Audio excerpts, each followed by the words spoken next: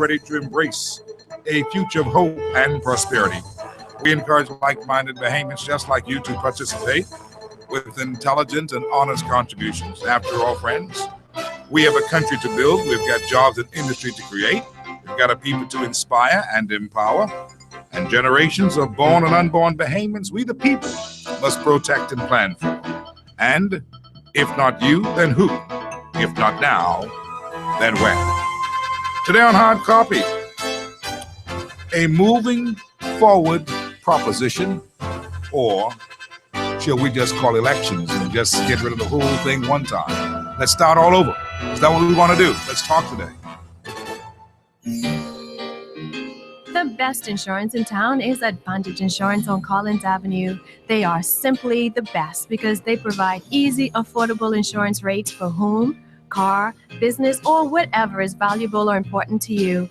Advantage Insurance and Brokers, 61 Collins Avenue, is the fastest, most progressive insurance company in the Bahamas because they really take care of you by making insurance totally affordable. Call them now at 356-0285 or 6, or email them at info@advantagebahamas.com.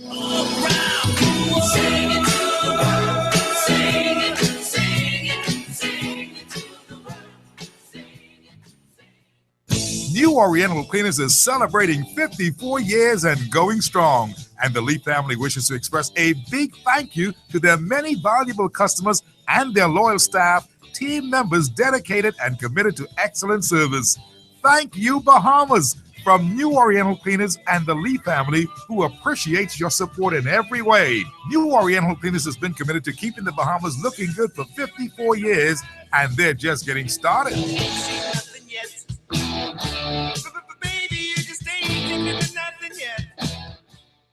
Commonwealth Bank always has great offers for back to school and vacation loans to help you get prepared this time of year. But this year's Summer Madness specials are truly worth celebrating. At Commonwealth Bank, I was approved for an education and vacation loan, and I also signed up for a savings account with 5.5% interest. Loans to help with tuition, uniforms, travel, and more. Thanks, CB. Thanks, CB. Thanks, CB. Thanks, CB. Thanks, CB. Come celebrate Summer Madness specials with us. Commonwealth Bank, leader in personal banking services. We're slipping further and further. Manage this country better. You can afford to suck your teeth and say who you all think you all is. Still stand up for justice. This is the public's business. And what you're doing is the best thing, because you've been overrun, not just now, a little while now. This is a country that we're running. How can we get back on track, Mr. McKinney? Help me, please. I am confused. Anything is possible in this little hair town that we call the Bahamas. Anything is possible.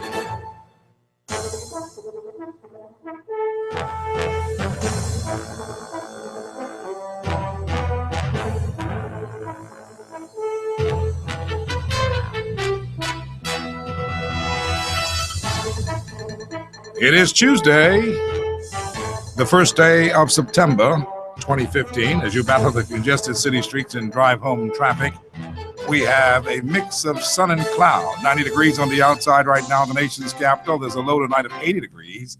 We're under partly cloudy skies, and there's a 20% chance of rain in the forecast. Thank you so much for joining us on the drive home. I'm Steve McKinney. This is Hard Copy. We brought you today by Bank of the Bahamas, the Bank of Solutions. BTC every day, new Samsung S6 on the market. Super Value, the All Bahamian Supermarkets, the McKinney Media Group for effective PR concepts and advertisements. RBC Visa, get yours now. Ministry of Tourism. Advantage Insurance and Brokers, 61 Collins Avenue. New Oriental Laundry, 9 locations. Ron's Electric Motors, they can fix anything. Claridge and Wolfroad, that's where you find them. Sky Bahamas, professionals in every way, every day. Super Wash with 11 locations, open 24/7. CFAL, Cleaner Financial Advisors Limited. Commonwealth Buying, Summer Madness, time for back to school. Executive Printers, they do laser check prints right. And Henry F. Store, the light people on Mackey Street. I'm going to open my lines for you today. We have some issues that we want to bring to the fore, but I want to open this and let you just air what you want to say today, because I think a lot of people have a lot of things on their mind, and they're confused and concerned about a lot of things that's happening in our country. And so today, my telephone numbers are wide open for you, 325-0235 or 6, 3250242 or 43, and 3250252 or 53. That's how you can call me. You can also send me a text this afternoon at 376-9234, and we're on the World Wide Web at peace1075.com, cable top box 970, and TuneIn Radio. Any iPod, iPhone, any Android, you can pick us up and be a part of the conversation. And we welcome our friends in New York, including my good friend Ronald Hall over there in New York. How you doing today? And of course, you can follow us on Facebook, Hard Copy, and on Twitter, Hard Copy Bahamas. I thought it may be best to let the people speak today. What do you think? We've been having guided topics, and sometimes you may not be into what it is that we are talking, but I'll tell you today, be honest with you, this political thing is a little too much right now. This back and forth with Bradley Roberts and Minnis is a little too much. We get the point, and it seems like the entire media has degenerated into a political row on the national papers. This is not good. There are too many issues facing this country that we need to be discussing. Honestly, we do. And I know that I'm just one of media, but we've got to get the focus for our people in a way that they can chime in and also express themselves on things that they are bothered by. And there are a number of things that people are bothered by in this country.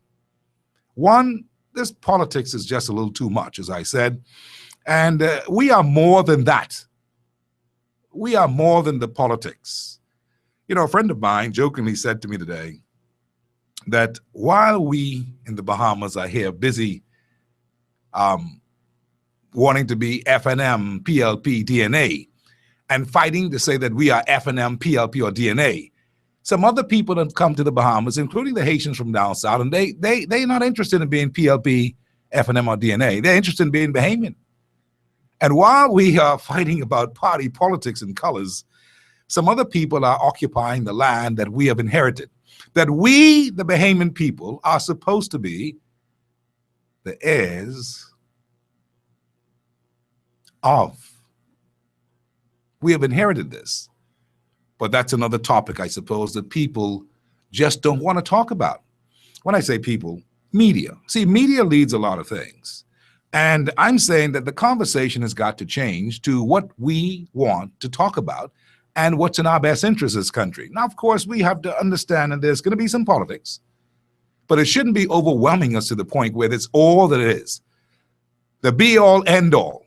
And that's where we're fast becoming, because people are looking for headlines and grabbing headlines and so forth. And listen, man, there's more to it than that for a country. I want to put that on the table today. What are your thoughts? Let us consider some things here today. There's so many people who, in fact, are not prepared for back to school.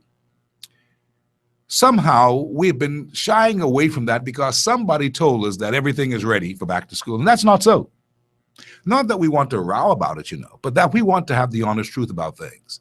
Tomorrow, Jerome Fitzgerald, the Honorable Minister of Education, goes over to Clarence Road Primary. He's going to open that. He's invited the media to come along to see how things are looking and how wonderful they perhaps have that school.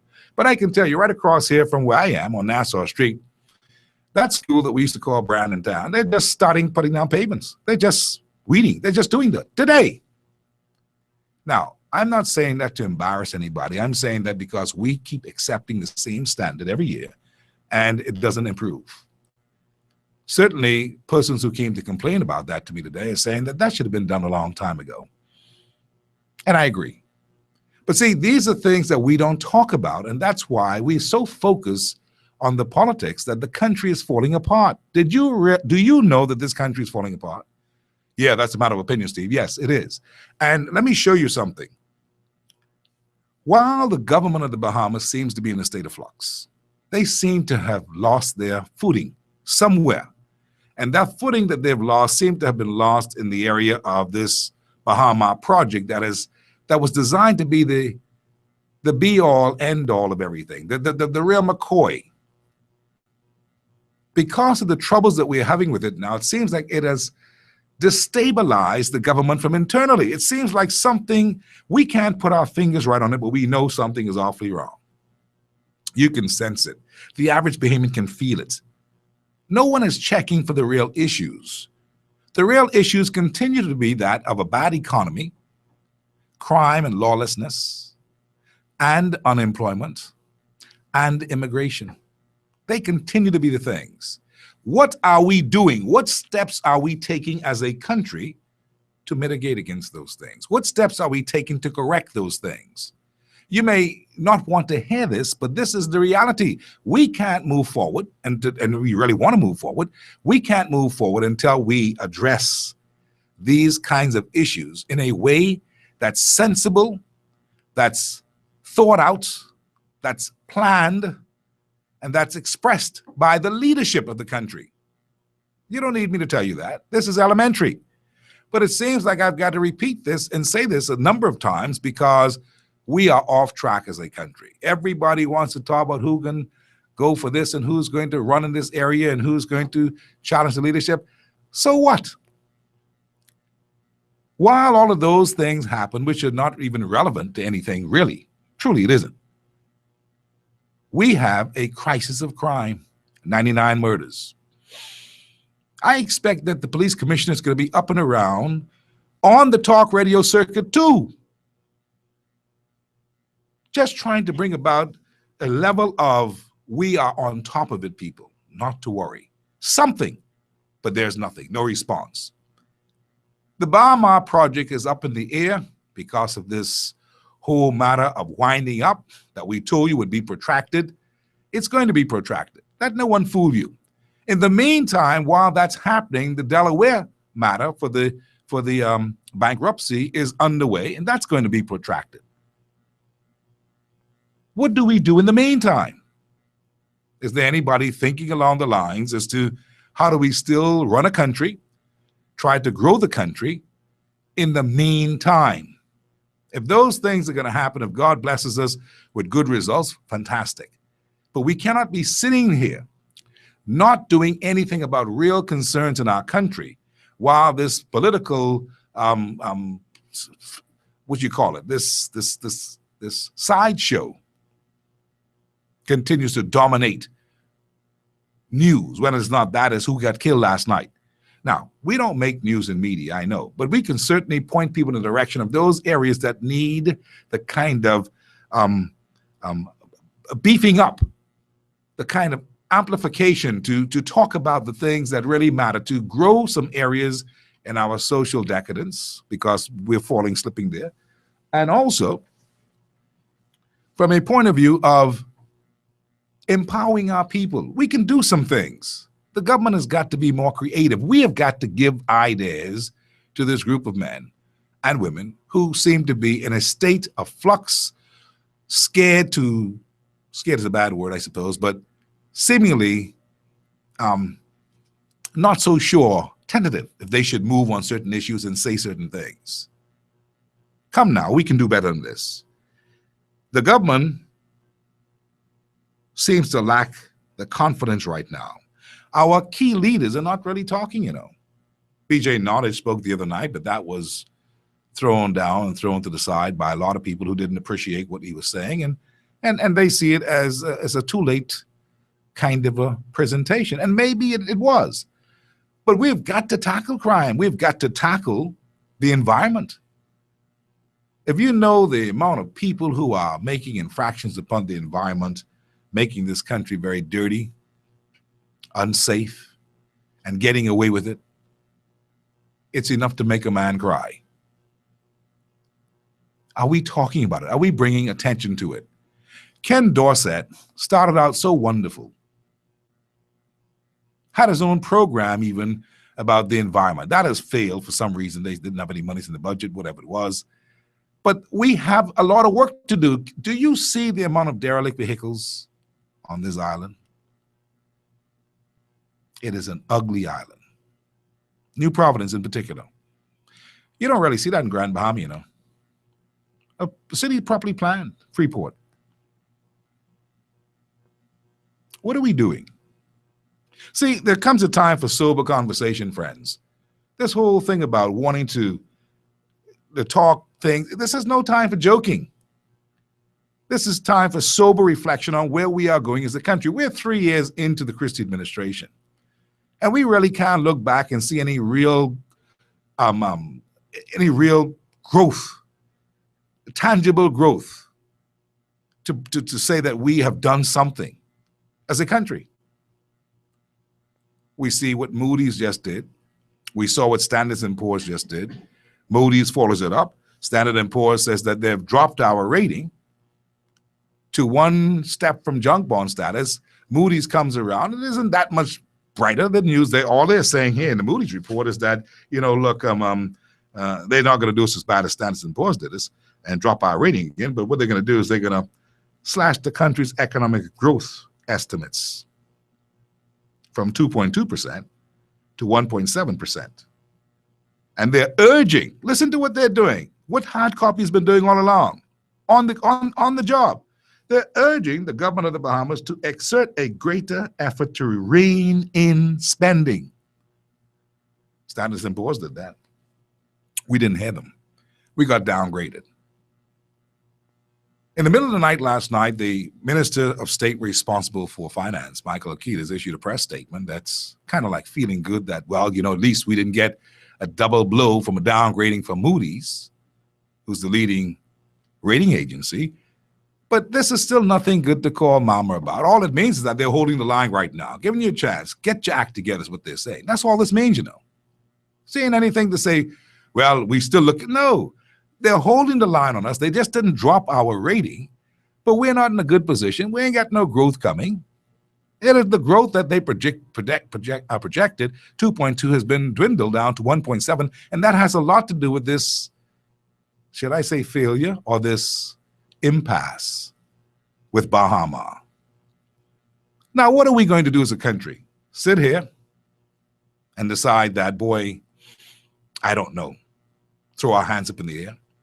We got a country to build. And we need thinkers right now. We need thinkers in the legislature. We need creative leadership, innovative ideas that's going to get something going. What can we do? Can you put on your thinking cap today and help these guys? Because it seems like a day in the Bahamas is about winning a political battle. And Bradley Roberts is way up front. He's leading. Don't dare cross his path. He's leading. It cannot come down to just tit for tat in a game of you guilty too. No, I guilty. No, you guilty. We got a country to run.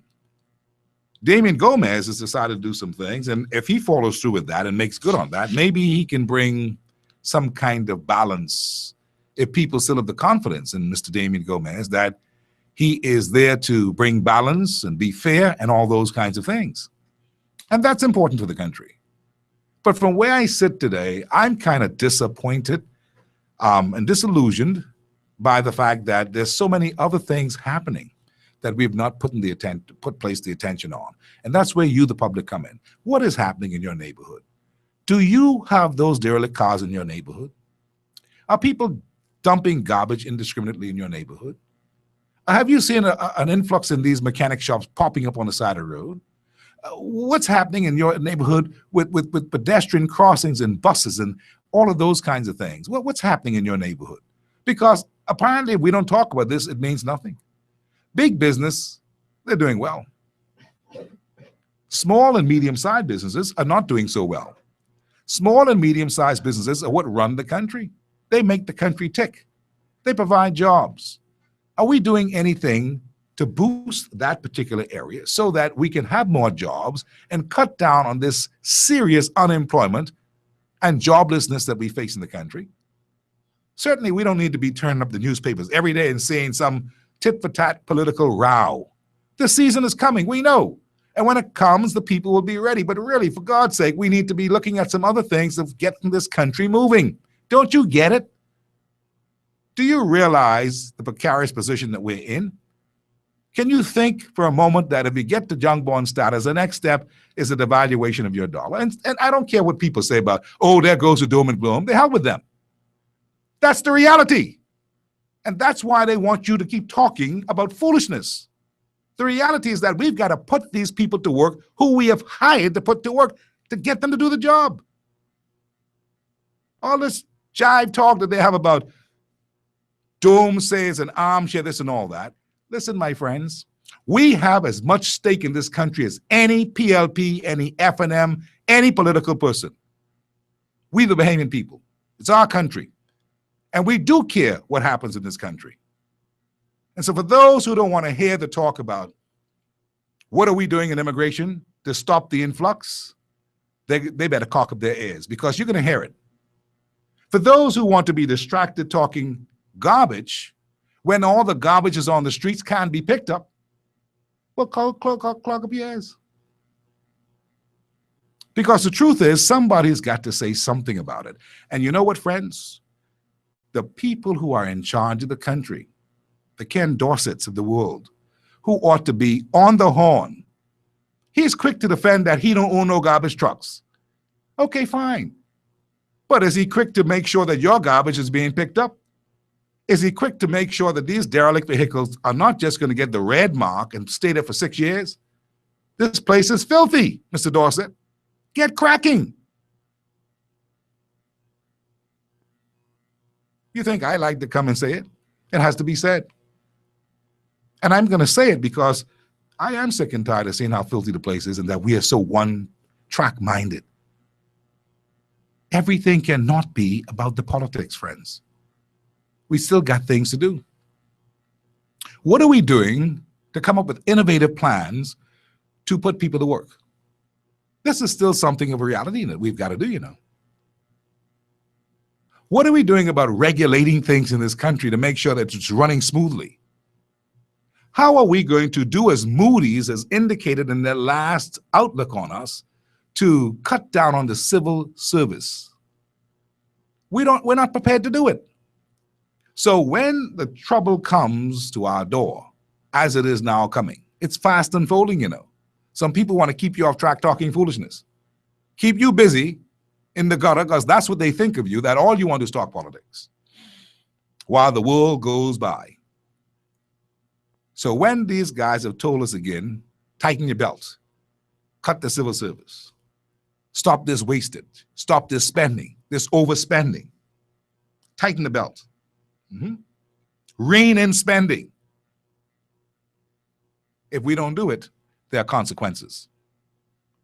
And the trouble is, there's also a drain of good intellectual input by experts in the field of finance. Everybody's quiet. Nobody wants to talk because they don't want to rock the boat because, you know, they need their job and all kinds of foolishness. Of course you need your job. But nobody's going to do you anything if you bring expression and scholarship to the debate. Please, we need it. Aren't you sick and tired of this same nonsense every day about politics? That season is coming, you know. And when that season comes, I believe the Bahamian people know full well how to be smart in that area and not make the same mistakes again on any side of the political divide. So we've got a dirty country that needs cleaning up. We've got a country that's not innovative with ideas of getting our young people to work. We've got a country that's not thinking creatively enough to find ways and means to slacken up some things that, you know, that we can cause people to want to get into business, this business license thing. We can do some things. I keep saying, those 2,400 plus people at Bahama who we are still paying out of the monies that we apparently owe Bahama, this is not a sustainable situation, you know. What's going to happen when we finish paying them the money and all this litigation that's going on and we run out of the $21 million and there's no more? What's going to happen? I predict that we will go that far and spend out all that money, pay out all that money that we supposedly owe the Bahama in salaries to these people. So what's going to happen after that? Where are we going to get the money from? We got to be planning. Maybe we ought to look at finding ways and means of creating something so that these people can go to work. You know how many of them can do their own business if we give them a chance? This sickens me, friends. I might as well tell you. We are just here every day. And I can tell you, I'm about to go take vacation. I can't be a part of something every day where the debate is about local, stupid politics. You know how many people out there ain't got a need? You know how many people cannot send their children back to school tomorrow We got real issues. If you look, and I'm going to get to some of them today, friends, because I must. I plan that this is an open line. I'm going to take your calls, and I see the calls lit up. 325-0235-6 is how you can call me. Call in. Let's talk about everything today. Because really, we need to have some change in action. And I believe today we can get some change in action and some attitude. It cannot be this tit for tat all day. If Allison Maynard Gibson is involved with alleged conflict of interest, it should be investigated. And if she is found guilty, she should resign. End of story. If the leader of the opposition is in conflict of interest and there's an investigation, as there should be in these cases, and they're found guilty, then he should resign. End of story. We're not going to keep beating that horse every day. We get it. But we don't get how dirty Nassau is. We don't get the fact that the government who's responsible for these roads and parks and everything else, that Goodman's Bay is a mess. The verges, overgrown. I mean, it's filthy. Drive to Saunders Beach. I'm wondering if the Free National Movement has to come back to power for that beach to get clean. I'm serious with that. It's their beach, I suppose, those on the opposite would say. Earl then put that there. Maybe they don't support it. But it's filthy. It's overgrown. Drive by and see it. They don't know the last time they put a lawnmower on that or swept it off or weed up all the crowfoot out of that. We joking. Tourists are walking there. It's filthy. It's filthy to those motorists like me who pass. And that's just on the coastline. You imagine the coastline filthy. What do you think about the medians in the interior of the nation? We don't know how to do them things no more. And this is what I'm talking about today. What say you, friends? You know, these are things that are important to the growth and development of this country, to the facade of the country, to the outlook. What say you? I take a call from Ferguson on line 1. Good afternoon. How are you? How are you doing, Mr. McKinney? Good, good. You know, I called to comment on the very same thing you're talking about. My two comments is about the environment and about education. With the derelict vehicles all over the place, I think it's high time now. We've been in this situation too long to have this stuff starting and stuff. And every time you look around, there's a derelict vehicle with a red mark on it, but no one seems to be moving these vehicles. They're not being moved, is correct. Now, when you look in Angleton, man, filthy, and then they want to say everybody wants Bahama to come on stream, but what the tourists can look at when they reach here? What country are we going to present to them? I don't know. And then the second thing is that we always say that, all politicians and everybody want to use the kids and their emotional to attract attention to them. But if I look at the Ministry of Education, the schools demand ready to be open. The one he's going to say he's going to show to open up, E.P. Roberts, still they did a major repair and the school was to being open on that last day of the week, which was the 31st that they had hoped that they would open up. They would have been in a mess. The hurricane barely saved the Minister of Education. Well, I'm thankful for the hurricane. The hurricane had a good... I thank God for that, but at this certain point, the school is still not ready. And you talk about registration between having Bahamian students going versus Haitian students, those who have the legitimacy to be here. Then how that school is going to be ready, prepared to be open. Every year it seems to be the same thing. They go through this motion. The schools are not ready when it's open. Well, what do we do about this? How do we stop this madness? Do you have a solution? Because really, I think... The parents need to go to the Parent-Teachers Association and make their input more strenuous to the minister, rather than just sitting on another. When school closed, there's a guarantee that 2 weeks before school would already had major infrastructure already in. So lazy people need to get up off their duffs and go and get involved in their children's education. We knew that for a long time. I appreciate your call, my friend. Yeah. See, and all that is a part of what I'm saying. Nothing happens unless you, the people, decide it happens, You sit back and relax and don't get involved. Nothing will happen.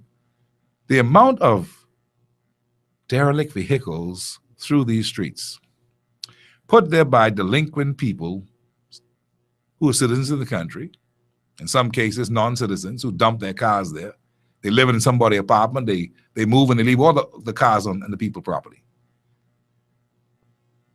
Shouldn't there be some laws along the lines that landlords can claim or the officials can prosecute? These old cars, all they're doing is harboring snakes and rats and mosquitoes and the rest of it. And the place is filthy. Do we care about this anymore? Or have we just decided that we can be a broke down, run down place like some other countries? But people here from those other countries who don't give 2 cents about what they leave in their wake. We got to have some standards. I got a call from somebody in the interior around Market Street area about these Chinese restaurants in a residential neighborhood. And I wonder, what's the policy on that? These are people who are complaining that they got rodents and stuff galore, big as horses. And nobody gives a damn about what they're saying. So it came to my desk today. And it got me thinking again that we really got to do something with the environment. Who's regulating these things? Is it that tip gets people the way through and nobody gives 2 cents about what this place looks like, smells like, or is like? Come now. Let us reason. Concerned citizen. Hi, Mr. McKinney. Yes, ma'am. Wonderful topic this afternoon, and also 2 real issues that are plaguing this nation. Mm-hmm. Mr. McKinney, I have an issue this evening. I am calling from the Alexandria Road, Sunset Park constituency, which is the Minister for Environment, Kendrick Dorsett. We haven't had garbage collection in this area going on for a month. My Lord. And I was so irritated last week and this week. I've called to solid waste, and it's a waste of time you're calling there because the numbers are just busy. Mm-hmm. I found that out too. And you called the environmental place that's supposed to come and look at area for the inspectors. No one comes. So I decided I'm going to call the minister. Mm-hmm. This is his constituency, just for him. Because I am not a person called MP for anything. Mm-hmm. I work hard. And also, too, I'm a taxpayer. Yes, you are. And I deserve to have the environment cleaned up. Absolutely. It is your right. Area, there's a school that is adjacent to me. And the children who's going back to school next week, they have to walk this area. And the whole area haven't had garbage collection in a month. So you can imagine how it smells. And with all the rain, last week. And I called the minister office to speak with his secretary. And she said that she was trying to get some gentleman or someone who's responsible for it. And haven't heard nothing from them. So I said to her, if this was election time and I had called in reference to speak to the minister, if he was in a meeting, you would have made sure that he got my call just to tell him what was happening in his area. My Lord. I said, if you just take the people in this country for granted. And I said to her, I don't know if it's some crony that they have collecting these garbage and just decide to come when they feel like to get a check at the end of the month or whenever they pay them. But I'm just sick and tired. On top of that, you know what I have to do to get relief? Because, see, I take my area very personal. Absolutely. I treat it with the utmost to me, sir. Mm-hmm. I had to go and get a vehicle and had to pay to carry to the garbage. My Lord. Today. Yeah, you should get a receipt so that Ken Dorsett them could reimburse you. And listen to me. And also, too, the vehicle that was used, I had to pay someone to clean it. Because the garbage area out there is filthy. People in this country, we are not looking for handouts, We're only looking for what is due to us as citizens. And I see myself, even right to that, it is hard for the government to deliver to its people. I am really hurt today, I'm very hurt. Me too. I feel you hurt. No, I could cry for really you. Don't know what people are going through. I am hurt to see how our country has come right down to just a dump. It is. Everywhere you go, there's dirt all around and nobody cares. Well, friend, I'm glad that you made your call today because they're listening. And maybe they'll get up off their backsides and do something. Yeah. Before this party came into being, I had a dream about them. And the dream was that they were all into themselves. They're not checking for the people.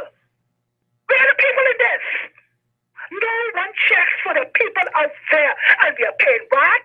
We are paying all kind of taxes. We are leading down with taxes.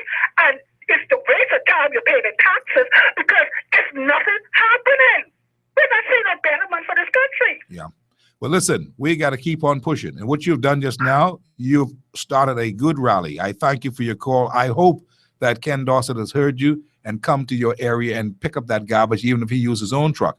And I don't mean his own garbage truck. I mean his own vehicle, his private vehicle. It is terrible. The garbage truck passes up and down here, but it goes stop in our area to pick up no garbage. It's been going on for years. I'm just tired of it. Yeah. I appreciate your call, ma'am. I'm sorry to hear your complaint today. I really am. I've made a note of it, and we'll see how we can follow through with it. But, you know, I tell you, friends, you may not realize the misery index is so high in the Bahamas because nobody gets any attention. There's a disconnect between the people and the leadership that they've decided. There's a disconnect between the members of parliament in many regards and the people who they serve or who they're supposed to be serving. And see, until you decide that you're going to call, write a letter, get on their case, it's not going to get any better. I myself, I mean, you know, well, we're basically without a representative in a way. Rollins represents Fort Charlotte. But he I believe, can't get anything done much in the area now because they seem on his party to be against it. So, you know, we're hoping that some things can happen in the area where those persons who are guilty of environmental infractions can be brought before the courts. And there are a number of them. Because you can't just be dumping cars and old trucks and old boats and kinds of stuff in these areas and believe that you're bigger than Billy. There's nothing that nobody can do. Though that there are people who just don't have any pride. How do you live among the filth? How do you? The person who's among filth, you know, the Bible says cleanliness is next to godliness. Anybody who you see living with all this filth, they're not clean people.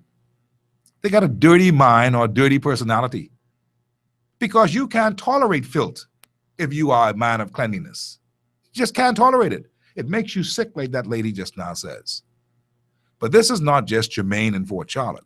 This is all over the place. Side road mechanics popping up. Cars being left on the side of the road unattended because they had a flat tire 3 days ago. Where are the people who deals with this kind of stuff? This is all over the place. Thank God, I don't think Grand Bahama has too much of that, Freeport, and it's because of the ordinances that they keep. I mean, they've got their own set of problems, poor economy, things are really rough and tumble, and we hope that these politicians today will just take a look at what they can do to bring Grand Bahama along. Abaco, same thing. They got a million problems with illegals overrunning the place. It's filthy. The people are tired. The people are so tired now, they're not saying anything much. They're just waiting. That's not a good sign. Are our politicians and legislators aware of these things? Yes, they are. Yes, they are. Let me say this as I go to the break here. Not to the break. I want to take a call here, and I've got Jeff on 4. Jeff, how are you? I'm right here. Yes, sir. Thank you for your call. Go ahead, please, Jeff. Yes, good afternoon, Steve. Good afternoon to you, sir. It's good to hear the passion and the hurt of the people in this country. A lot of patients are hurting for the different myriad of problems that we are suffering under. You know, the thing that really interested me the most here is the S&P downgrading for us.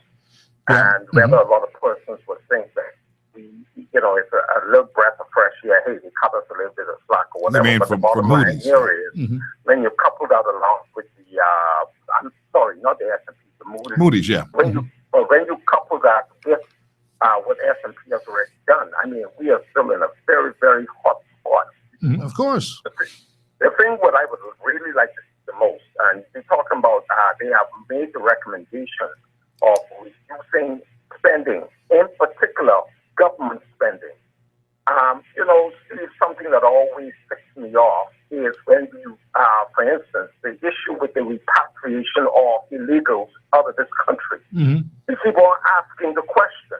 The taxpayers pick up that tab for Bahamas Air, to put them on Bahamas Air, fly them to their individual countries. But the government itself, still as of today, has not come forward to the Bahamian people to tell us how we are being compensated for returning their citizens back to There's their no country. compensation. This is all on us. There's no compensation. And the thing is, Steve, that really bothers me is that we have the same persons, some of the same persons are coming back time and time again, and they tell you in their face, oh, well, you know, you're sending us back over. Hey, I'll be back in the next 2 weeks. Yeah, it is vexing. You know about this? But you know what this speaks to, Jeff? This speaks to a bigger issue, Jeff. I thank you for your call and thank you for holding. This speaks to a bigger issue. The bigger issue it speaks to is that there is little respect for authority in the Bahamas by some and certain foreigners who come here. Plain and simple. Some come from America and Canada with a song and a dance, and they believe that they can manipulate their way into the banks and get jobs because they're hired as consultants. The next thing, they're managing directors. Slackness has caused that. Slackness in the Bahamas. Others come and they figure that they can take on the authorities. They can take on the police. They can take on even ambulance drivers. You're seeing it, you living it and seeing it and don't want to recognize it for what it is. It is a lack of respect for authority in the Bahamas. When you see outsiders challenging the authority, challenging your service of authority, all those persons, armed forces and everybody who's in authority, and they're being challenged by people who are really bandits, who are outsiders, illegals in a country that's sovereign and democratic and stable, you better start thinking. That's the first sign that some people don't appreciate you or respect your state. But we saw the trend from a long time ago. Wasn't it just recently that somebody says, we'll feel like getting you a Columbia necktie? Or you all forget that. You see, not that we want to bring it up, it is a trend. Mitchell says, well, you know, they're moving now from the mud in Abaco and coming to Nassau and going to Gamble Heights, where they attacked a police car. Watch the trend. Same area, a couple of weeks later, a couple of days later, ambulance driver loses his ambulance, a $123,000 piece of equipment. Do you know how egregious that is? Do you know how serious that is? What if somebody else needed an ambulance at that time, and what if they need it now? The ambulance is a wreck. They ran into something with the ambulance. The ambulance has to go to the shop to get fixed. But we sitting back here like, okay, well, what else is happening? You see, friends, I can tell you something right now. If you all don't get your children and yourselves, some of you big overgrown man and woman who on this Facebook every day talking foolishness, perpetrating fraud, you are the cost of this. We have to be the watchers of the nation. We got to be on the wall. Don't think that that is not your job. It is all of our jobs. But we are distracted by all the nuances of all these new things and gadgets and stuff and doing fool all day. Distracted. You know how many small businesses are suffering because they can't find a competent person to answer the damn telephone? You hear what I'm telling you? Everybody wants to be texting all day, on-demand job. If you know how many companies have complained to me about it, from insurance companies to pharmaceutical companies to local stores have complained. Is anybody listening to that? You talk about we run in a country, we run in a zoo.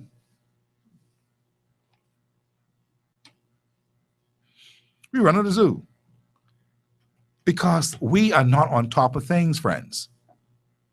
And I'm saying today, the time has come for us to get serious. All of us. If you're a politician, you got to get serious. If you're a member of parliament, please get serious. Go to your constituency, find out, do an inventory. Let us see if we can bring people together. Let us organize groups. If you're in an area that's full of crime, let's get a crime watch area going. Let's do some things. You can do this, you know. You don't need anyone to do this.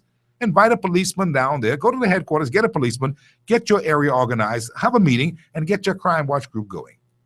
The amount of house breakings and stealings is happening.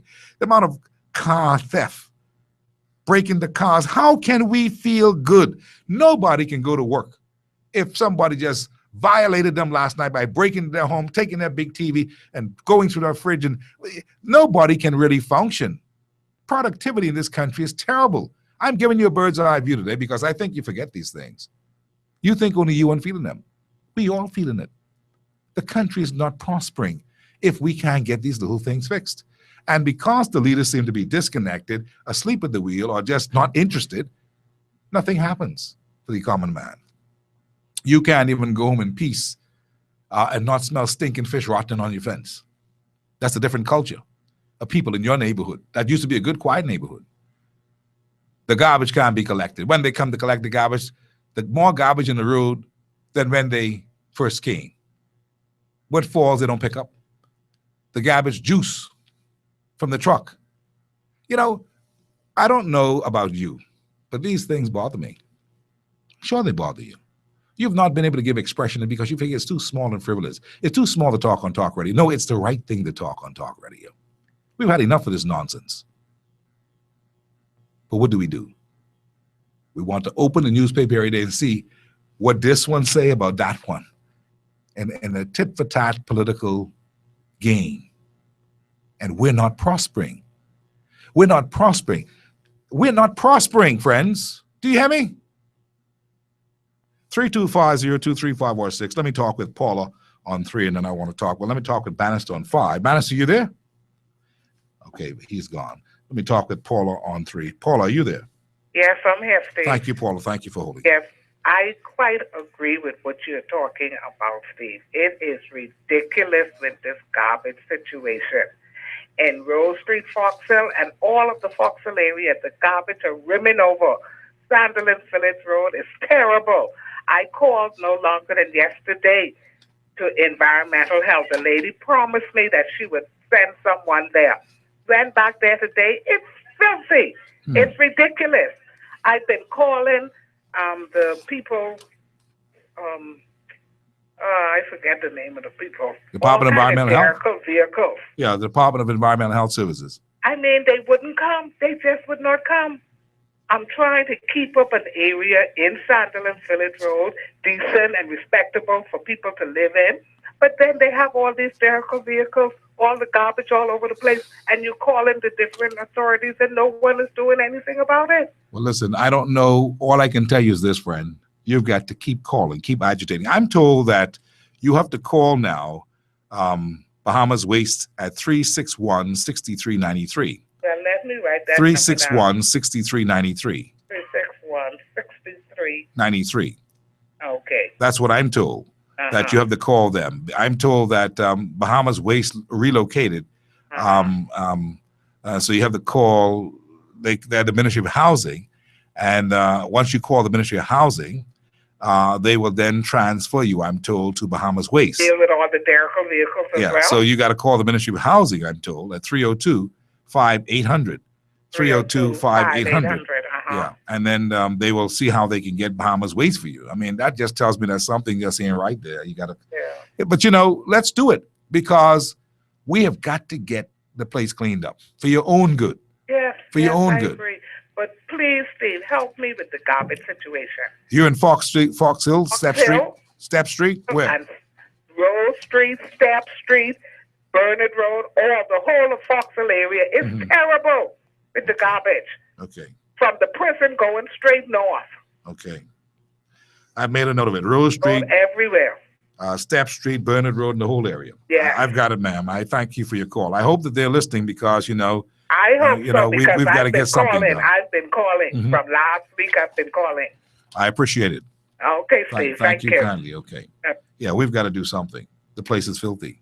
And it's not only filthy with garbage and derelict vehicles, you know. A lot of this is people's bad attitude. See, I'm not going to be unfair and say the government just lousy in this whole regard. They have tried to bring in private contractors to do a job, but I don't know if they're monitoring these guys.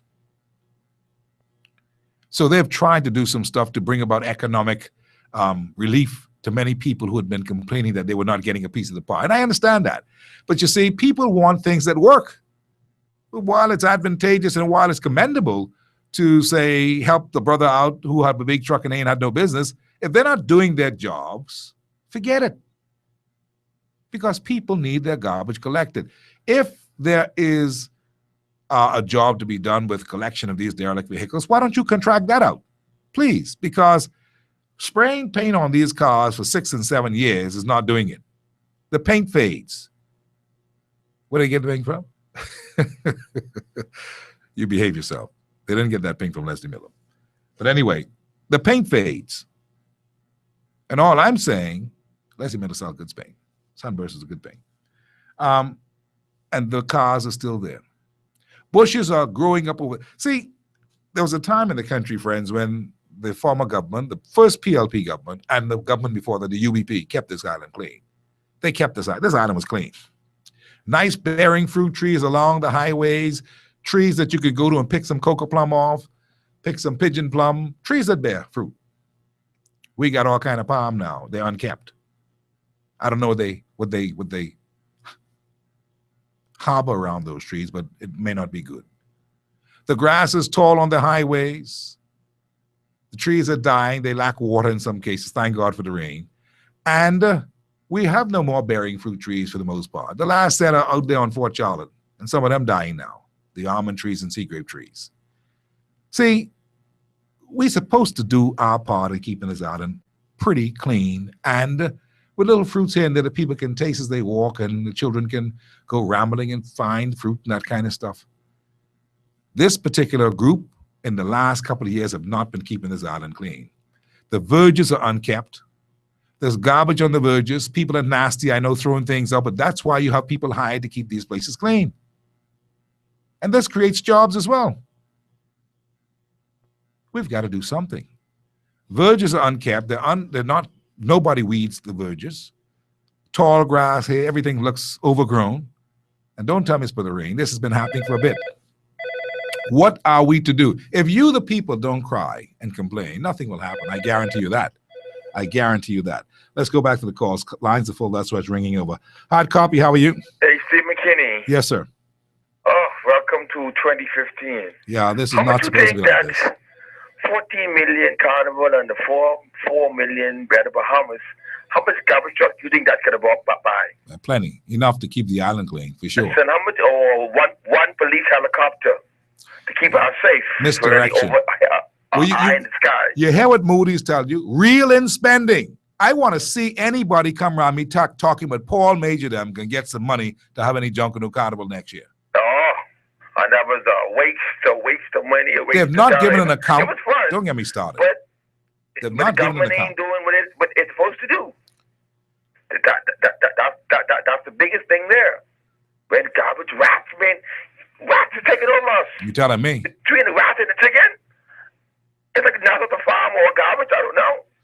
My brother, I don't know what to tell you except this, that we are all in this together. We've got to do more than we're doing. We lack the creativity. We lack the push. What has happened to us? Are we still Bahamians in charge of this damn country? Are we in charge?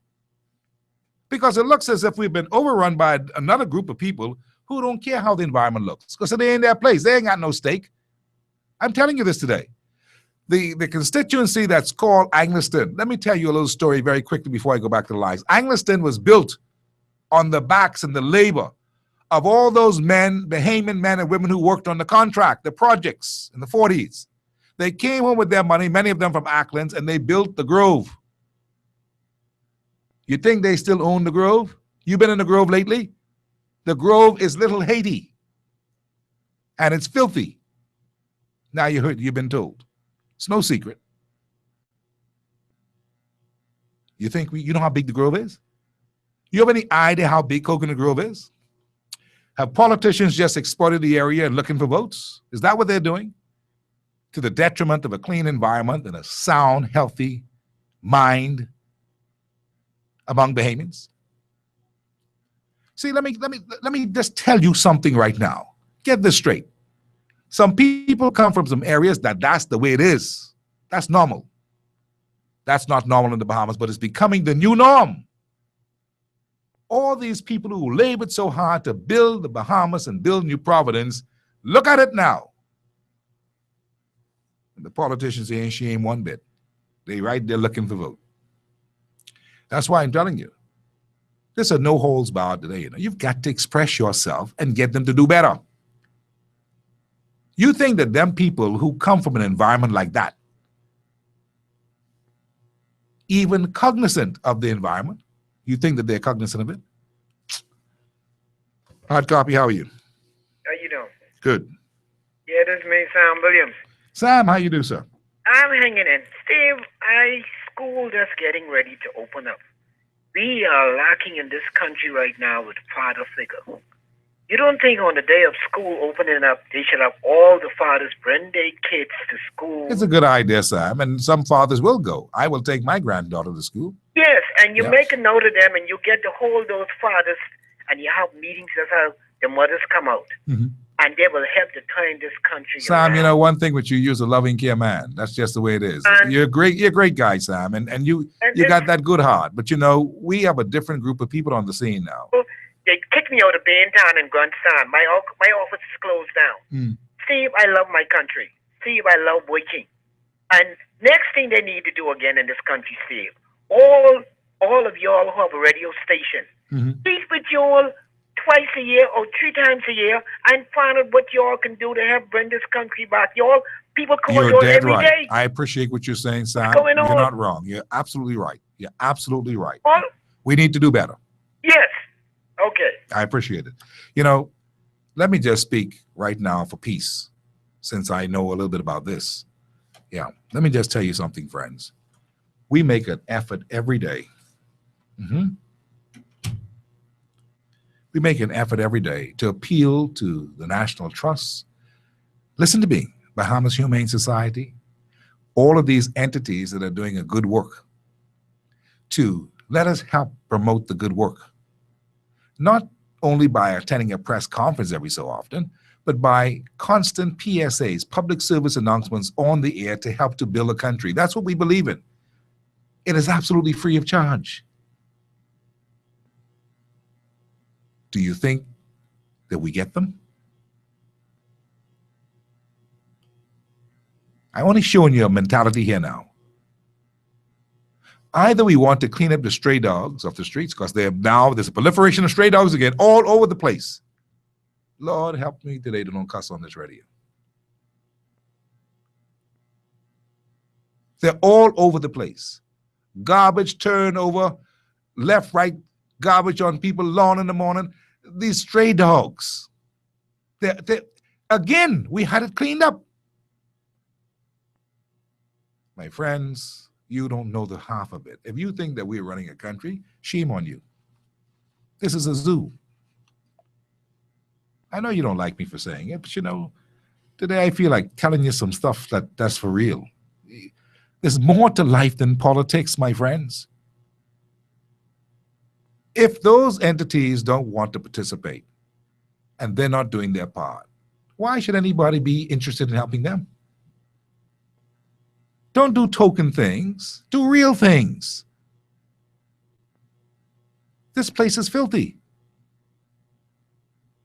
Aren't you tired of it? Hard copy, how are you? Good afternoon, Sir Kenny. How are you doing? Very good. The people who are responsible for cleaning up the sidewalks, I think all of them need to be fired. It is really ridiculous, Steve. And the other night when the power went off and came back on, Elizabeth, the state is full of rats. You hear them running around, they run from corner to corner, it seems like. What is this? Who's responsible for getting the rats cleaned up? Rats, around oh, here? rats, yeah. Well, you know, I can tell you this. The last time I checked with the Department of Environmental Health Services, they had said that they didn't have all their poisons and stuff in place yet. I don't know if they ever got them, because I'll tell you, this place is filthy. And when they do have them, you can go down there on Farrington Road, and they will give it to you so that you can throw it around the place, make sure the other animals don't get it, so that you can help to control this thing. But there's an infestation. There's an infestation of rodents all around. Just drive around, you see them all smash up in the road. That's somebody of them running through the bushes, and the place is filthy. Nobody's paying attention to it. Here's what I'm told now. Say, if you want to move derelict vehicles and old vehicles, call 323-2295. Call at 8 a.m. or as early as possible. I should make a call right now, a day before. 323-2295. Did you get that? To remove all of these environmental health derelict and old vehicles, the Environmental Health Service is saying to me, call at 8 a.m. or as early as possible, and they shall come and see what they can do. 323-2295. Write it down. Everywhere you are today, write it. Stop your car, write it down. 323-2295. Because I'm telling you, I want BTC to go and give them a next line, because that line will be blowing off the hook tomorrow morning. 323-2295. I believe we have a lot of responsible Bahamians who want to see the area clean. Nobody likes it. All kind of old cars piled up in front of people's yard and stuff. This is wrong. 323-3439. That's my telephone number, right? 323? No, it's the wrong number.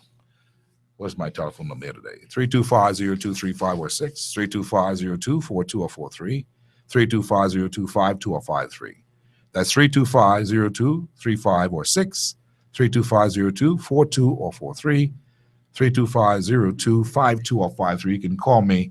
Let's talk about it today, because, we want to complain about some other things. We have a beautiful country. We ought to take good care of it. The government has their role to play, and they better start playing it more. And you, as a citizen, have your role to play. And we have to all be stewards of a clean environment and a clean, healthy nation, because it brings about a clean, healthy attitude. But people can't feel good about what's happening now. This misery index, this is off the Richter scale.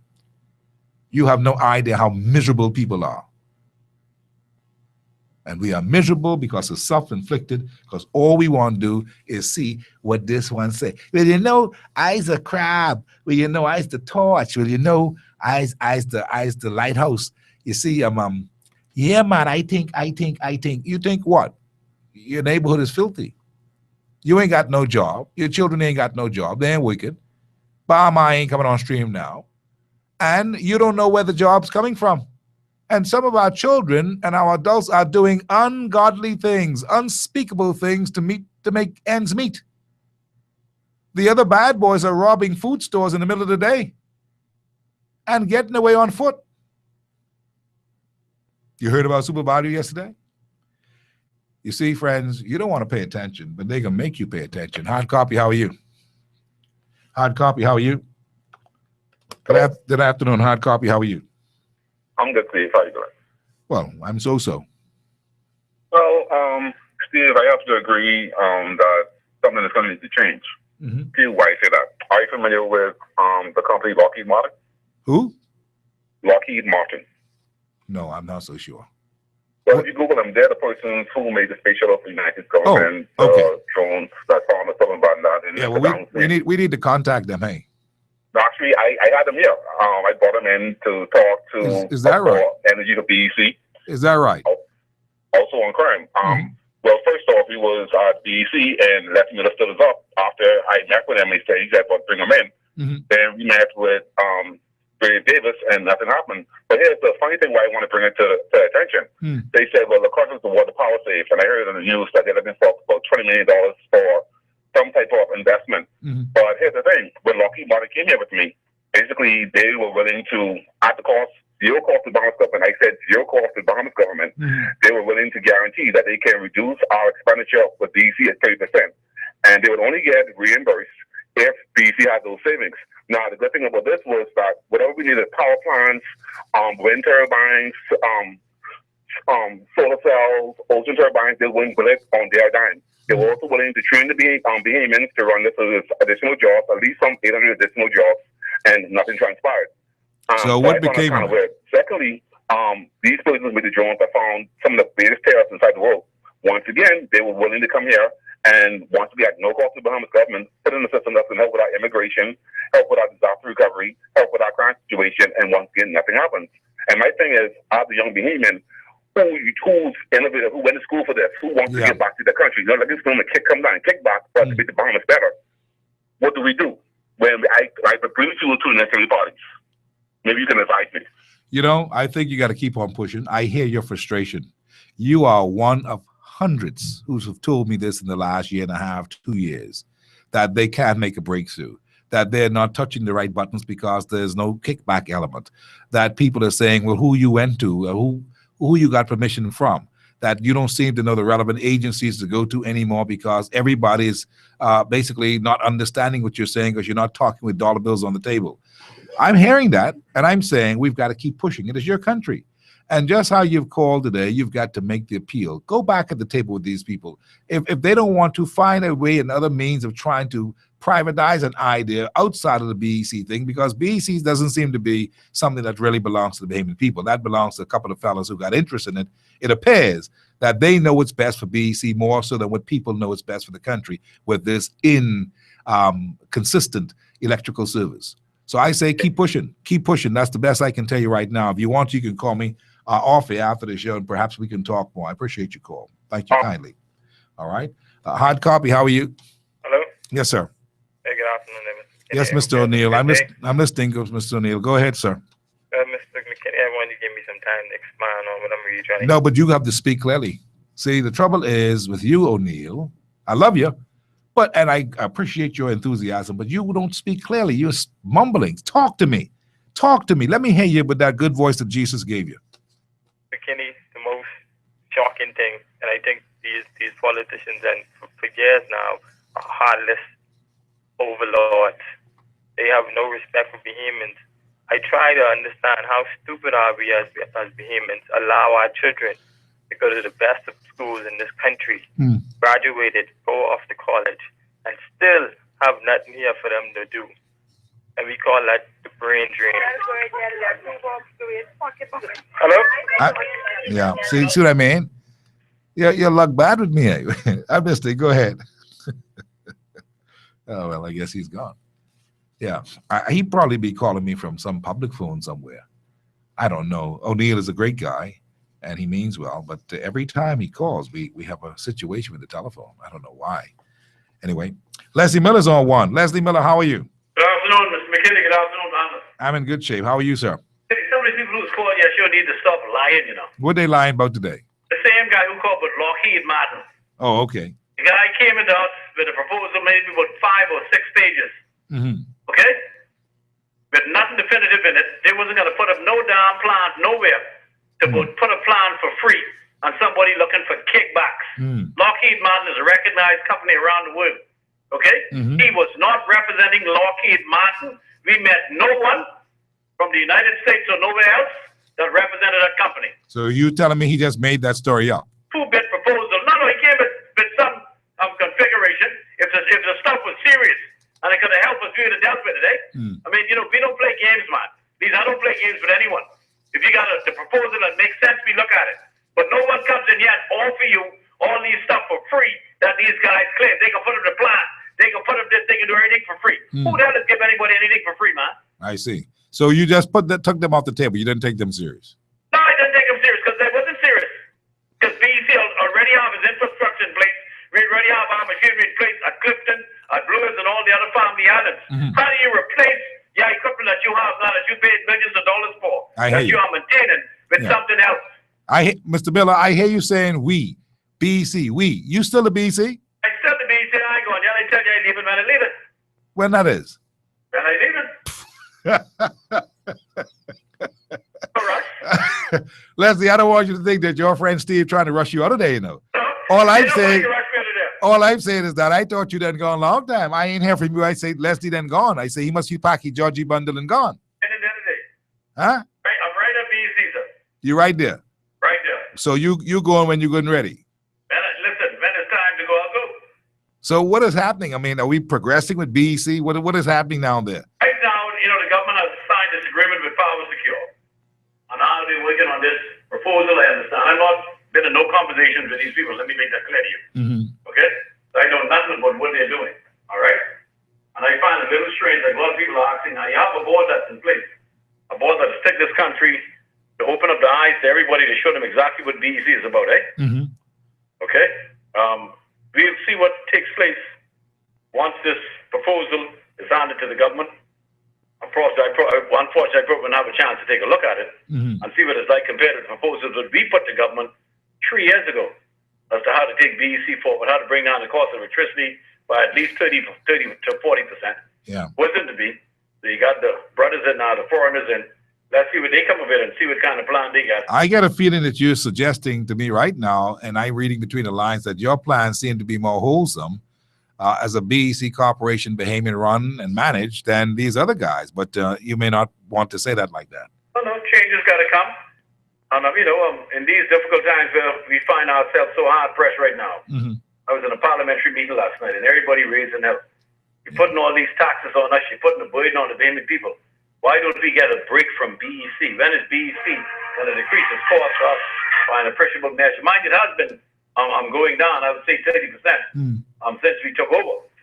And it's due in part, of course, to the low cost of oil right now, which is around 39 Yeah, but we see $39 a barrel. I looked at some statistics today, Leslie, looking at those compared to the United States. We are selling our fuel to the pumps $250 more than any pump in the United States.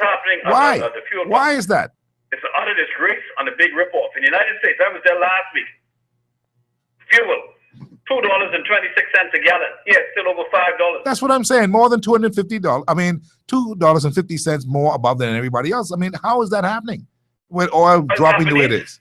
To write their own invoices when they finish pumping the fuel from their work in this country? Ships into their tanks, and they cheat every day and pick the highest spot price on Gulf Coast but prices. Leslie Miller, what y'all doing about it? I mean, that cannot be happening to the Bahamian people at this day and time. We expect the leadership of this country to deal with it. And that's why they got rid of me and sent me to agriculture, because they went and complained to the PM that they lost about $12 million under my watch. I stopped it because they were cheating. That's all they do is cheat, all of them, and we accept it. Let me ask you something, brother. Today I'm talking about the environment, how filthy it is. I know that one time the place got so bad, you took a bulldozer to some places and helped some people out. I remember that. But, Mr. Miller, this place is filthy. It doesn't seem like we're in charge of anything. It seems like we're unorganized. Some areas, I believe, should just have a bulldozer, just clean it right down. And I'm not even talking about the shanty towns. I'm talking about the regular, everyday situation in this Bahamas. People who are in charge, those in the Ministry of the Environment, those who work for the Department of Environmental Health, got to simply get off their backsides and do their job. What they're being paid for. These are people complaining, but they want hazardous pay. I tell them every time I see them, if you go to work, that's a damn hazard. That's their greatest hazard, guy to wait to do something. But they want hazardous pay. Not that disgrace would be allowed to happen, but listen, people do what you allow them to do, I agree. If you don't bring the hammer down on them, let them see you in charge, that the country is owned by the Bahamian people, that you work for the people and not for the few. That's why these things continue to happen. Why do you think a guy, one of my constituents, got killed on Monday? God used to campaign with us. Wasn't one of the best fellas. It wasn't none of the worst. He never killed nobody. Been to jail a couple of times. Went into his house. Obviously, there's a setup. Blew the guy brains out. Now, what's going to happen to him? They said they got him, or they pick up one of them. When he goes to court, you see that stupid laugh on his face, letting the brothers on the block sort of dismay, man. I just stuck with the brother. Yeah. And what are we going to do about it as a country? What are we going to do about it as a parliament? I don't know. Damn thing. Yeah. They got the guts to do what is necessary on behalf of our people. We don't have it. Let's face it, man. Well, I know we don't have it, and my proposition today is that we need to get it. We need to get it fast because this country is spiraling out of control and becoming a failed state. Oh, get rid of all of them. Well, I'm prepared to lobby to get rid of everyone. I say send them home, include me if you have to. If I'm a part of the group that don't want to do what is necessary on behalf of the people, send me home. I come back down our road. This is where I called you from now. You ain't going to be now. Well, I know you're a straight talker. Think about it, But Mr. Miller, really, we have problems in this country, and it seems like while I have you on the line, we seem to have a government in a state of flux, not tentative on what to do. Like they're not so sure, so they're just inundating the airwaves and the newspapers with a lot of politics. I'm tired of seeing it. I know that we have a country to build. Shanda was killed on Thursday. Fellow was changing his tire. You probably saw in the newspaper. Yeah, I saw that. A good friend of mine, I grew up with him. Somebody beat him and he died in the hospital. Yeah, I saw that. I changed a tire in this country in the evening, man. Yeah. And we call this a first world state. We are a failed state right now. And nobody can do a damn thing about it. If you don't hang, if you don't implement the laws of your country, when are these guys going to wake up and realize that, listen, man, what I'm doing ain't working. It is not working. Well, you tell me about it. I know it's not working. You sound just as frustrated as I am. It ain't working. The place dirty. Implement something that's We got gonna work. crime. Implement something that the fella knows that if I take Shonda life, God bless him and his mother, that mine can be taken. He can do it. Yeah, well, that's Right? But the fella knows that he going to jail, live off the land, get fat and covered and kill somebody else because he got on bail after 3 months. We ain't serious in this country, man. We're not serious. And we got to Parliament tomorrow to debate some little jokey bills. yeah. But You the guys, World Trade Organization, the things that we got to do. I want to tell you that you guys are pathetic. You're debating things that are not really relevant right now. We have a state of emergency. The life of the daily behavior in this country. None whatsoever. Well, And it can stop. I certainly hope that you all could change things around. You had your parliamentary caucus. You're supposed to be able to make some noise and then get these fellas on the right page, Leslie Miller. They probably need some cow off for some of them, man. Anyway, I appreciate your call, Podkay. Thanks for calling. Don't lie, man. Ain't necessary. I appreciate it. Thank you kindly. Leslie Miller chiming in today. Say some of these guys need some cow cock. You know it's a cow cock, right? You ain't want to get hit with one of them. That's a mouthful from the Podkay. A realist. They don't like the Podkay because the Podkay can tell them what the deal is. And they ain't like me because I can be on the side of the poor people. I poor. I don't know no better. Sorry, but I don't know better. I don't even know to tell you that you can be poor, but you ain't got to be dirty. And poor don't mean you should be thieving people things. Ask and you shall receive. Seek and you shall find. Knock and the door shall be open to you. Cleanliness is next to godliness. If you can't keep your place clean because you believe that you live in this country that don't care about nothing, you will never get the thing cleaned up. We got to clean this place up, man. We pray for our police force. We pray for our hospital people, the nurses. And you know why? Because they see this firsthand, they see it. And, they're exposed to all kinds of stuff. I tell you, Miller said it, if everybody do their job, just do your job. You do your job, and I do my job, and this thing will work.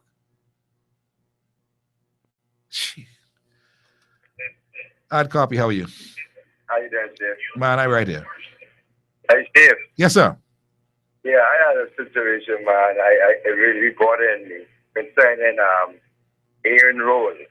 You remember Ian Roll? Ian, who's that? Police custody. Who? What? You remember that case? Is there somebody who died in police custody? Yeah, Ian Roll. Is that case? I'm not familiar. Is that the case that's still on now with an inquest that's happening? Well, I understand that the case is over and the police win the case. And that really bothers me. Was that the young man who was beaten in the cell or something? Or was they accused the man who died in the cell? Right. Okay. The same guy. What about it? It got cut off. Yeah. Okay. Well, you can call us back. 325-0235 or 6. See, today I asked you to sound off because a lot of people are upset about a lot of things. The best way to talk about these things is to vent. And to vent controllably in a way where, you don't say anything out of the way because we won't let you. But at the same time, it's healthy for the nation. I feel a little bit better today, right now, to be honest with you, that we don't have to turn to this politics because these guys are believing that it's all about them. The truth is, it's not all about them. Many of them, like KB says, are jokey politicians. They jokey. Many of them. Some of them are genuine, good, hardworking people who want to do better. But their situation cannot cost them to do better because they got to also eat. And they know if they go against the grain, they can be smacked right down. They know that. So I understand that.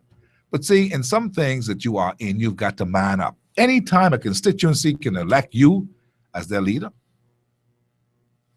anytime a constituency can elect you as leader of their particular constituency to send you to the parliament, you got backup. See, I don't want the governing party to sleep and believe that Rollins ain't got no backup in Fort Charlotte,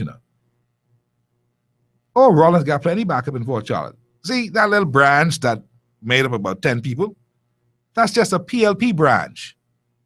That does not reflect the entire Fort Charlotte. Let's get it right. Don't get it twisted. There are people who understand and are happy that Rollins man up in the parliament. Let me just tell you. Some people figured that he should have gone further. Some figured that he was too easy. Some figured that there was much more to be said in Fort Charlotte. And Fort Charlotte is made up of a bunch of decent people. Don't fool yourself. We got one or two riffraff, like every constituency. But these are hard-working people. These are people who own their homes, who have worked hard for their families, who are the grandchildren of the early runners of Fort Charlotte and the great-grandchildren. Understand that. They got history. They know the place. So when they hear people like Valentine Grimes, Mr. Grimes, I'm calling your name now. When they hear him making noise and talking all this stuff, they don't pay him no mind. Because we know Grimes. He was here in Fort Charlotte before. We know him. But we got to be real. And this is not to be personal. It's just to show you that there are people out there saying things about people who want to do a job as a good member of parliament and can't. They wouldn't give Rollins one speed bump if he asked for it. He can't get no speed bump through here. The reality is that no member of parliament got any power. It's a frustrating job. The man who got the power is the Minister of Finance, who happens to be the Prime Minister in any government democratically elected in the Bahamas. That's the way it is. That's why the Constitution must be changed, because the Prime Minister, them, can't have all that power. And another thing that has to change to keep Nassau clean and pretty is we need local government. If everybody had their version of local government in these different areas, this place will be better because people want to do better. The community leaders want to do better in these areas. If we had local government in Fort Charlotte, we'd have everything down there we need, including proper signages and the rest of it for the tourists who come to the area. If they had it in Fox Hill, wonderful. The people in Fox Hill are so innovative and so industrious, and these people are ready. Love Fox Hill people. But the central government want to control everything. They need you to have none of them kind of things. And that's what's wrong with our development. Let me give you a good example. And don't tell me, Steve, you like white people. Because, you know, I understand what you're trying to say. But you see my white brothers and sisters here, you see how organized they are? Do you know why they organize? They talk to one another. They communicate to one another and with one another. They assist one another. They believe in community spirit. They believe in community crime watch groups. They believe in it. They go by it. It's the culture. Their behavior is just like us. Ain't no different. Except for perhaps the complexion, and that don't make no difference. It's a mentality. You got to want to do better in your area. You got to agitate. You got to take some things and form your own communities and groups. You don't need no one to help you do that. But you know what's going to happen?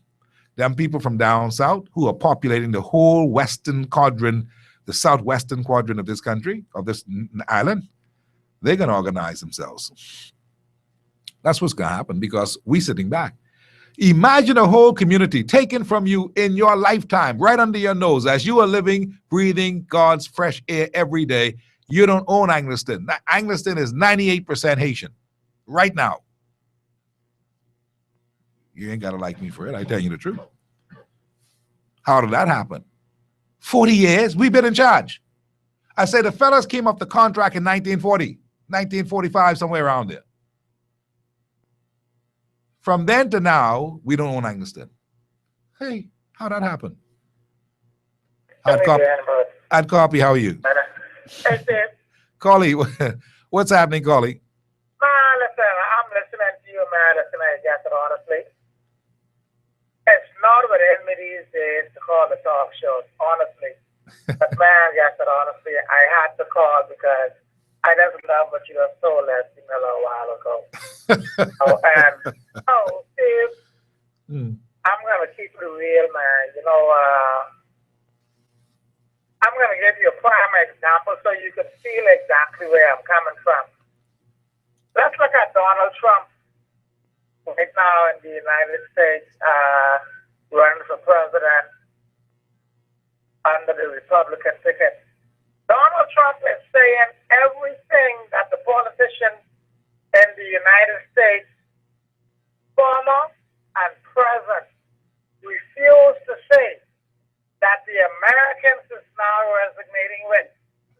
Do you agree with me or not? Go again. The residents did what? That the vast majority of Americans is resonating with. Do you agree with what he is saying? Immigration reform. Yeah. All of different types of stuff.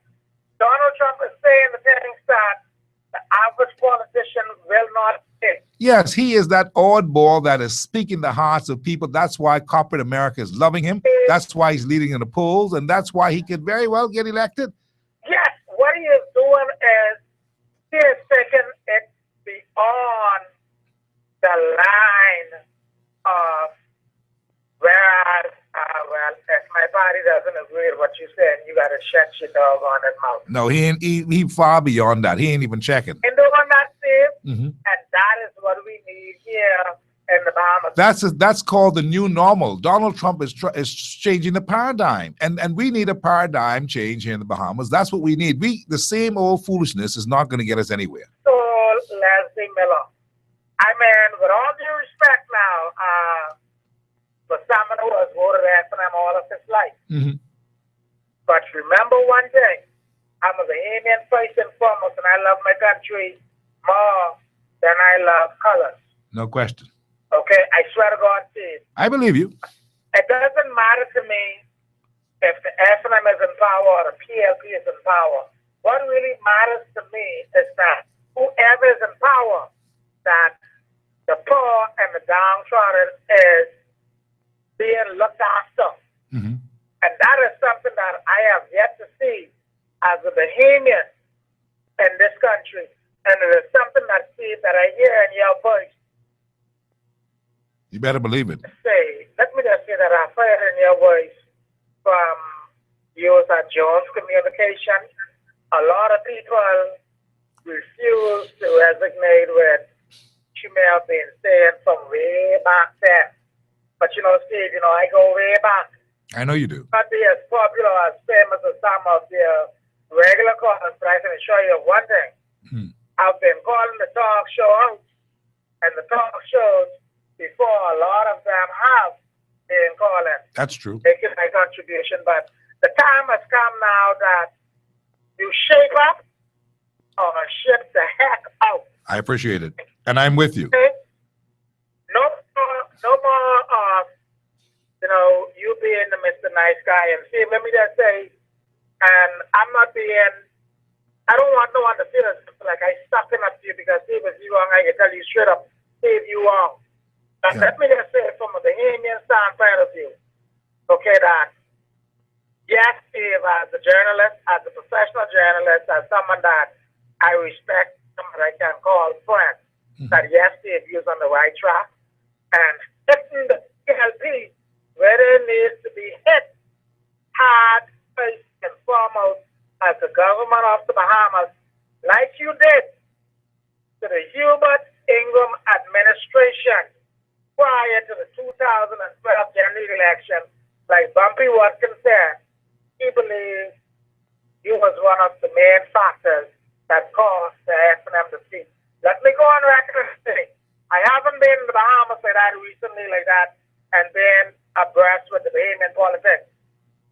But if you're on the same course like you have been with the FNM Steve, I say kudos and hats off to you, man. Have a good evening. I appreciate your call. Thank you very much. Carly, all the way down there in Maguana these days. He may be out of the country right now, but he's a native of Maguana. And every place you look, everywhere you look, we have troubles and situations. Let me just say this with you before I run to the break, friends. We have a country, right? We have investors who come here. We are in a precarious position right now. I don't even want to think of it. This Moody's thing bothers me. It's real. They didn't kill us dead like Standards and Poor's done just a couple of days ago. We couldn't survive that. We couldn't survive that double onslaught. We couldn't. So they gave us a little good news and said, now polish up and brush up yourself and pull it together. And we say thank you. And so the news isn't that bad for Moody's, but the news isn't that good either. They're just holding the line on us.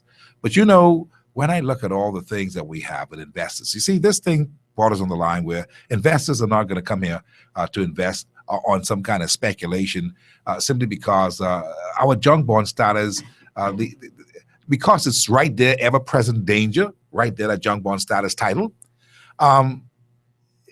it's going to minimize real good investors because the junk bond status doesn't get people any guarantee on their investment. So we can't afford to go there.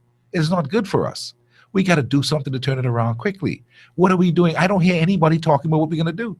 All I know is that the people have advised us to tighten the belt, cut down the civil service, do this, do the other thing. And we ought to be doing those things. Try to collect your revenue. Try to make sure.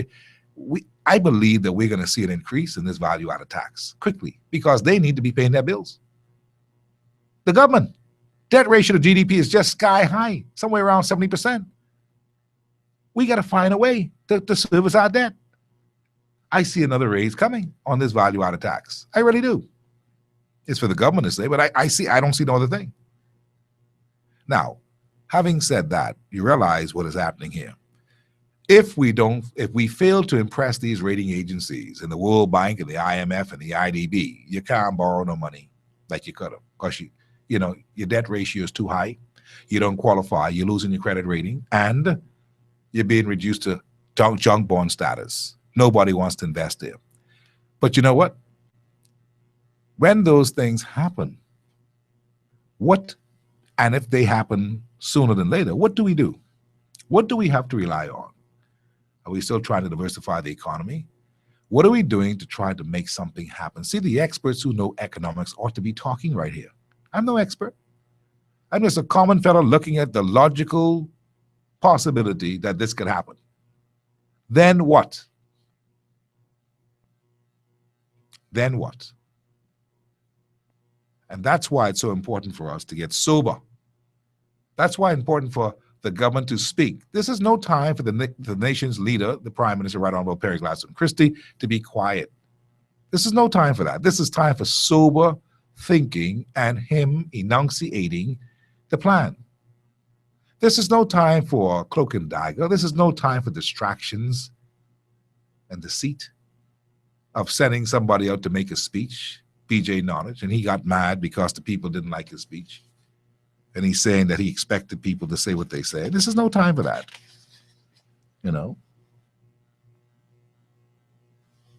This is no time for that. This is time for sober-mindedness. Call on the experts. What do we do? Real experts. The old fellas have failed us. Those who've been advising the nation's chief executive, we don't know who's advising him these days. Look here, let me tell you something, give you a wake-up call. Never mind all the stuff that Bradley Roberts is saying, and Bradley's doing a good job, I must admit, in keeping things going in the way they want it. Keeping the madness going, it's a good job. He gets A in my book, okay? But that ain't it. That's not helping us. Many PLPs that I know, and I know plenty, they are upset with the performance of the party. Upset with the performance, not the party, the government. Upset. They're not pleased. They're embarrassed. They're talking about it.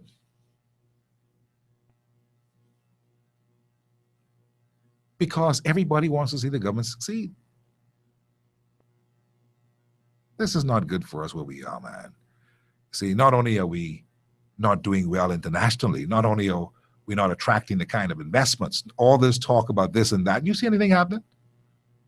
We can't get these courts thing done. We still putting people out on bail. You heard Leslie? The people will be back on bail in 3 months' time. Everything seems to be a mockery. Even those who don't belong here, who are here illegally, laughing at we, driving off in we ambulance. Poor we. What's gonna come for us? Broke up the police car. These are signs, These are signs that we're getting. We playing like we ain't see. Well, stay right there playing like you ain't see. Hard copy, how are you? Hi there. Okay, let me run to the break. I've got bills to pay. When I come back, I'll take Mr. Darling holding on line 6. Hold Mr. Darling. I'll be back in just a minute. I've got to pay these bills. This is Hard Copy on a Tuesday. And I'm going to return to the airwaves on Tuesdays with my environmental, consumer protection, kind of show because I think we need it. It has to be a part of the diet. We have to change this thing that we're in, and we've got to have a show every week so that you can complain and you can voice your complaints and sustain it so these fellas can get out and do their jobs because they're not doing a good job. We're back in a minute on Hard Copy.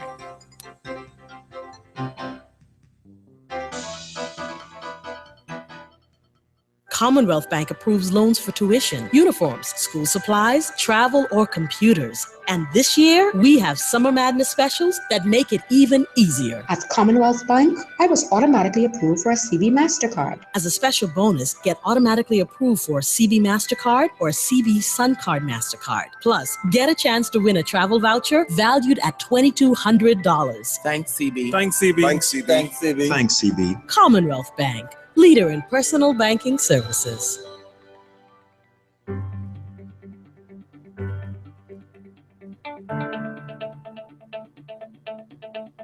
A business without a sign is a sign of no business. To not be in the directory is as if your business does not exist. My name is Diane Knowles. My company is Security Forwarding Service. Get listed and upgrade by advertising in the BTC directory today. BTC, every day.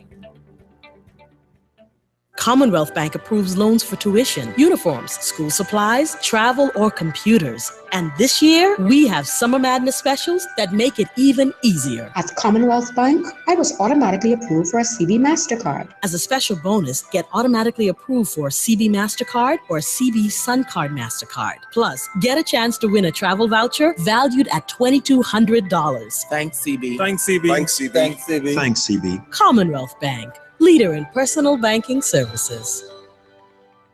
What's hotter than summertime in the Bahamas? A Junkanoo and Goombay summer in the Bahamas. Get ready for one sizzling summer with two exciting street festivals. First up is Junkanoo Summer Festival every Saturday in July. Come see your favorite Junkanoo groups face off at Arawak Heat. And while you're there, enjoy mouth-watering Bahamian cuisine and entertainment. The heat continues into August with the return of the Goombay Summer Festival. Yes, you heard right. Goombay is back. Join us every Friday in August at Arawak Key for live Bahamian music, delicious local cuisine, authentically Bahamian arts and crafts, and lots of games and entertainment. Junkanoo Summer Festival and Goombay Summer Festival, brought to you by the Ministry of Tourism. See you every Saturday in July and every Friday in August. Visit bahamas.com/summerfestivals for more details. At Ron's Electric Motors, they repair and rewind all major brands of electric motors, including water pumps, generators, and the generator's back end, welding machines, electric lifts, air compressors, battery chargers, and more. They're equipped to handle up to 850 kilowatts and rewind up to 450 horsepower motors. They're conveniently located on the corner of Wolf and Clarence Roads and are open weekdays 8 a.m. to 5 p.m., Saturdays till noon. They offer 24 hours emergency assistance. You can reach them at 242-356-0249. What you writing? One letter, but I ain't sure if I should address this to Miss Palm Olive or Mr. Colgate. I beg your pardon. But I calculate that between me and Junior, I done wash over 10,721.5 pounds of clothes. 9,946 of which is Junior dirty overalls, all in super wash. What's the 800-pound difference? Oh, that's my little dainties. Hey, child, the only thing little but them is the label. Anyhow, I figure Miss Palm Olive or Mr. Colgate could at least give me some free detergent. I may ask the Aguila to sponsor me for one trip to their headquarters to present my case. Now, if they see Superwash backing me, they know I ain't playing. But how you know Palm Olive is woman and Mr. Colgate is man? You think man the name Palm Olive? You never know. I never thought man was the name Caitlin. Oh? Superwash. That washes your process, it cleans you and entertains you 24/7. I've been dreaming about this day. My calendar's been marked since July. I've already laid out their clothes and planned my driving route. I can't deny my excitement for school's opening. And this week's specials at Super Value and Quality Supermarket. Hunt's barbecue sauce, 18-ounce bottle, 2 for $3. First choice sugar, the 4-pound bag, $1.99. Chef Boyardee spaghetti and meatball, 15-ounce can, $1.19. Value Time foil, 25-foot, 99 cents. Perdex chicken franks, 12-ounce, 99 cents. Before they go back to school, you need to go to Super Value and Quality Supermarkets. The best insurance in town is Advantage Insurance on Collins Avenue. They are simply the best because they provide easy, affordable insurance rates for home, car, business, or whatever is valuable or important to you. Advantage Insurance and Brokers, 61 Collins Avenue, is the fastest, most progressive insurance company in the Bahamas because they really take care of you by making insurance totally affordable. Call them now at 356-0285 or 6 or email them at info@advantagebahamas.com.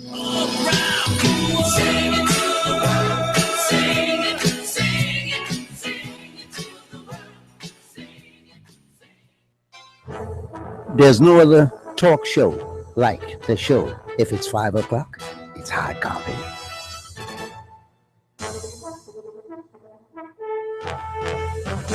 Wide Open Tuesday it has been on an open line, talking about the things that plague us. A lot of it is garbage.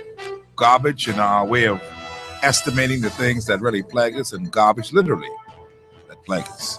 Derelict vehicles and all that. I've got lots of texts to read to you today, but let me go to the lines and take a call from Mr. Darling, first on 5. Mr. Darling, how are you? Great, Mr. McKinney. You know what I had a call to tell you? What? I didn't go to no university abroad, right? Mm-hmm. I went to Mr. T.G. Glover. You remember Mr. I remember T.G. Glover. Yes, sir. Okay. He taught me enough common sense and understanding to think for myself. Mm-hmm. Okay? This thing, but this downgrade of this country right now is a plot, okay? Mm-hmm. A plot to take away your natural resources. You don't have no hand in your natural resources at all. You may be right. That means the aragonite would go for pennies a pound. That means that your oil, when they drill that, in fact, the oil rig is still on the other side of Abaco, okay? 12 cents on a barrel of oil. Somebody got to be crazy. Why the people in charge of this country don't call an election now, man? Because this thing getting out of hand. Listen, I don't disagree with you. I said let's move forward. The day I said the headlines are let's move forward or let's call it election, because it seems like if we're losing things. And you let people come here and dominate and trying to take what God gave us. Yeah. This don't make no sense, Mr. McKinney. I appreciate it, Mr. Darling. I hear what you're saying, and you're not far off.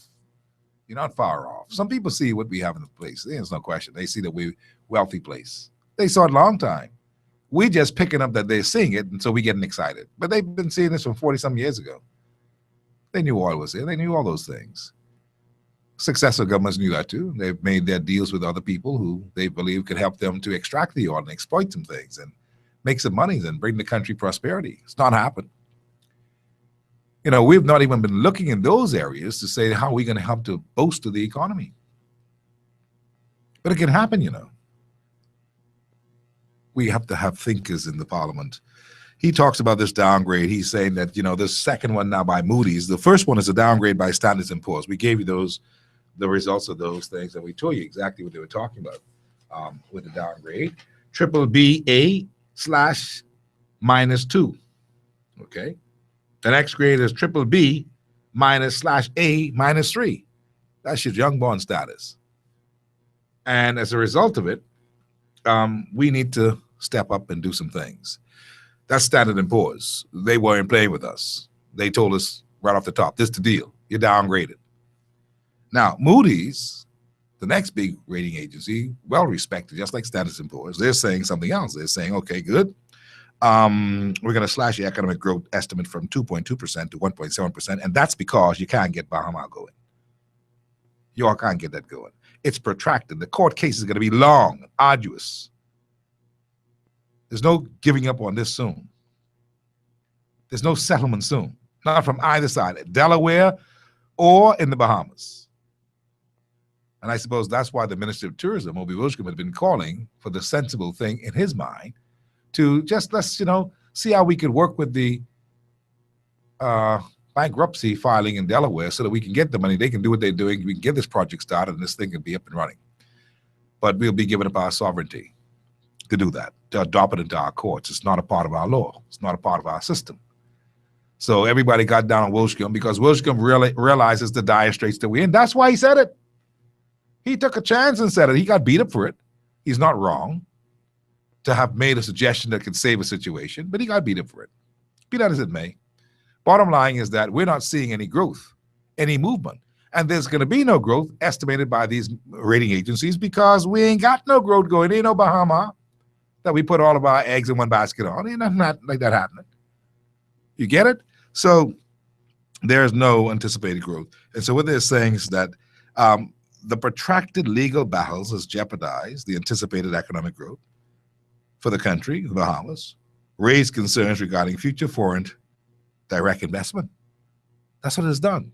And that part about raising concern, I hope that everybody's reading that because we had a parade of politicians who had lost their head talking bad about these investors and saying all kind of crazy things.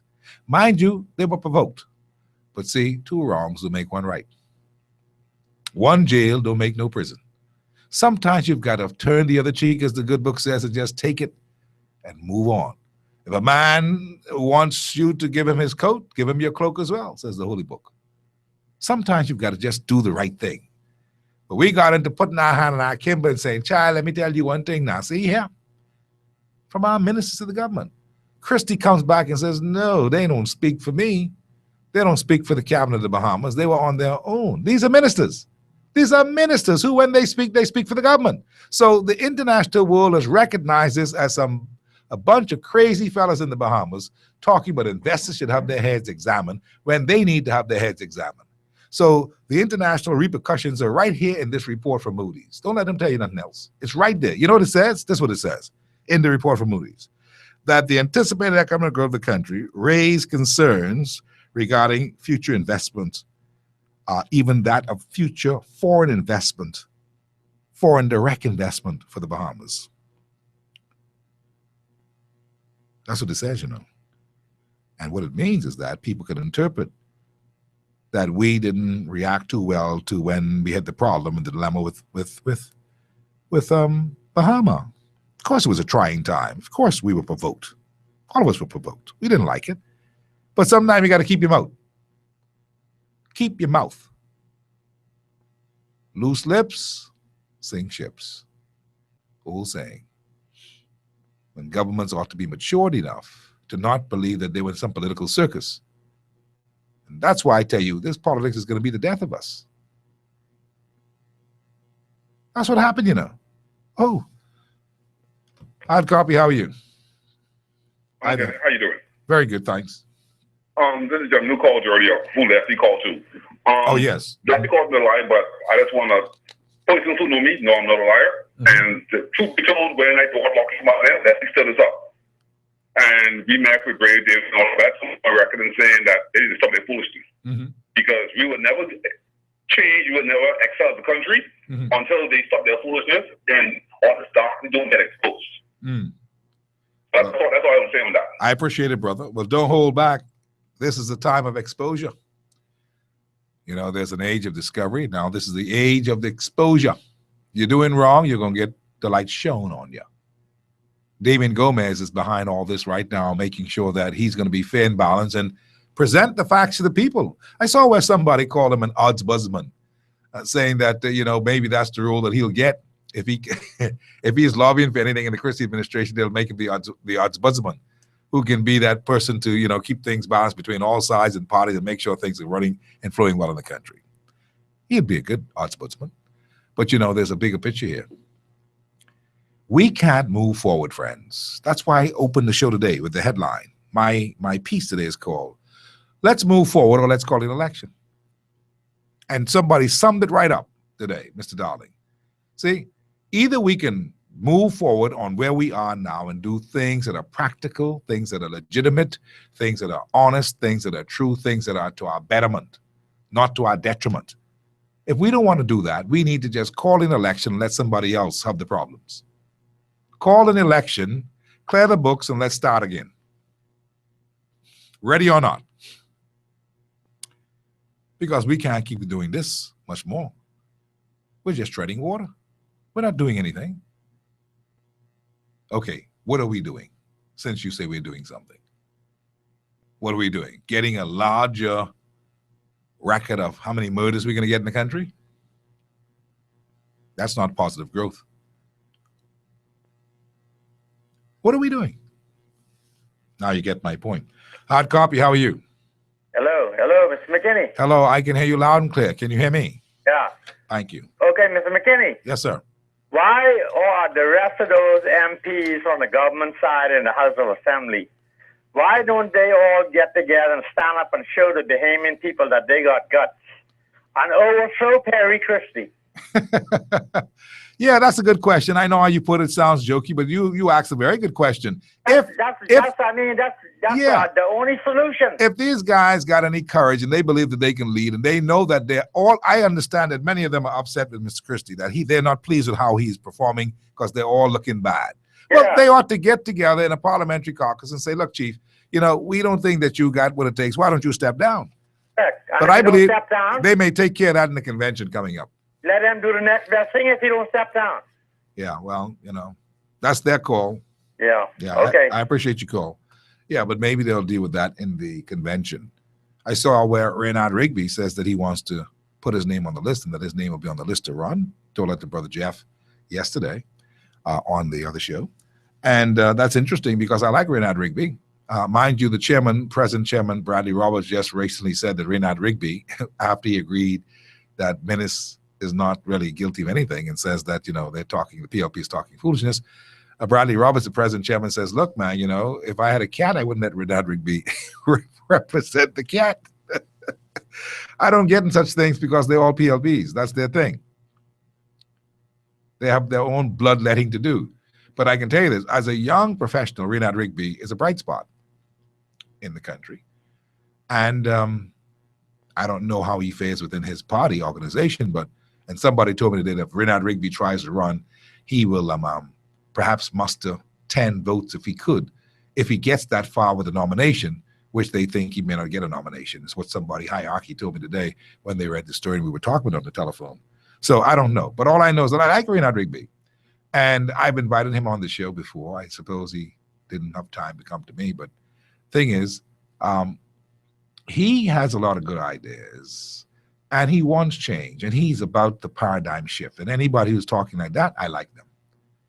Because it is time for change. It is absolutely time for change.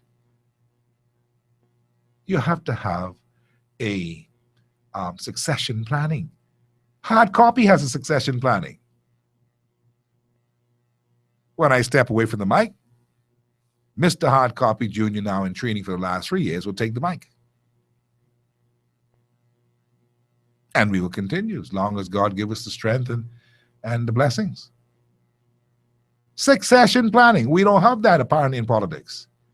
We have a free-for-all where everybody is deciding that, no man, only if the chief endorsed me, I could get it. Listen here. If you want something, you knock the door down and get it. Nobody gives up power. Nobody, especially the African. He don't give up no power nowhere. And when I say the African, I talk about my color. Give up power. Are you crazy? Are you out of your cotton-picking mind? Give up what power? If you want it, come take it.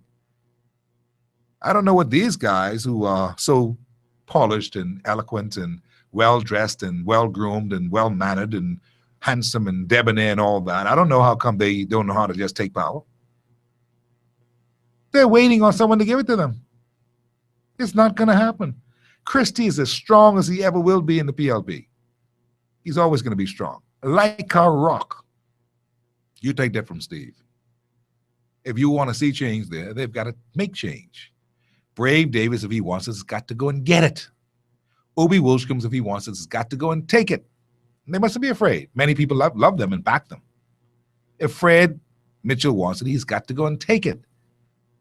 dancing and prancing around with Christie on the stage, and Foxwell is not going to give it to him.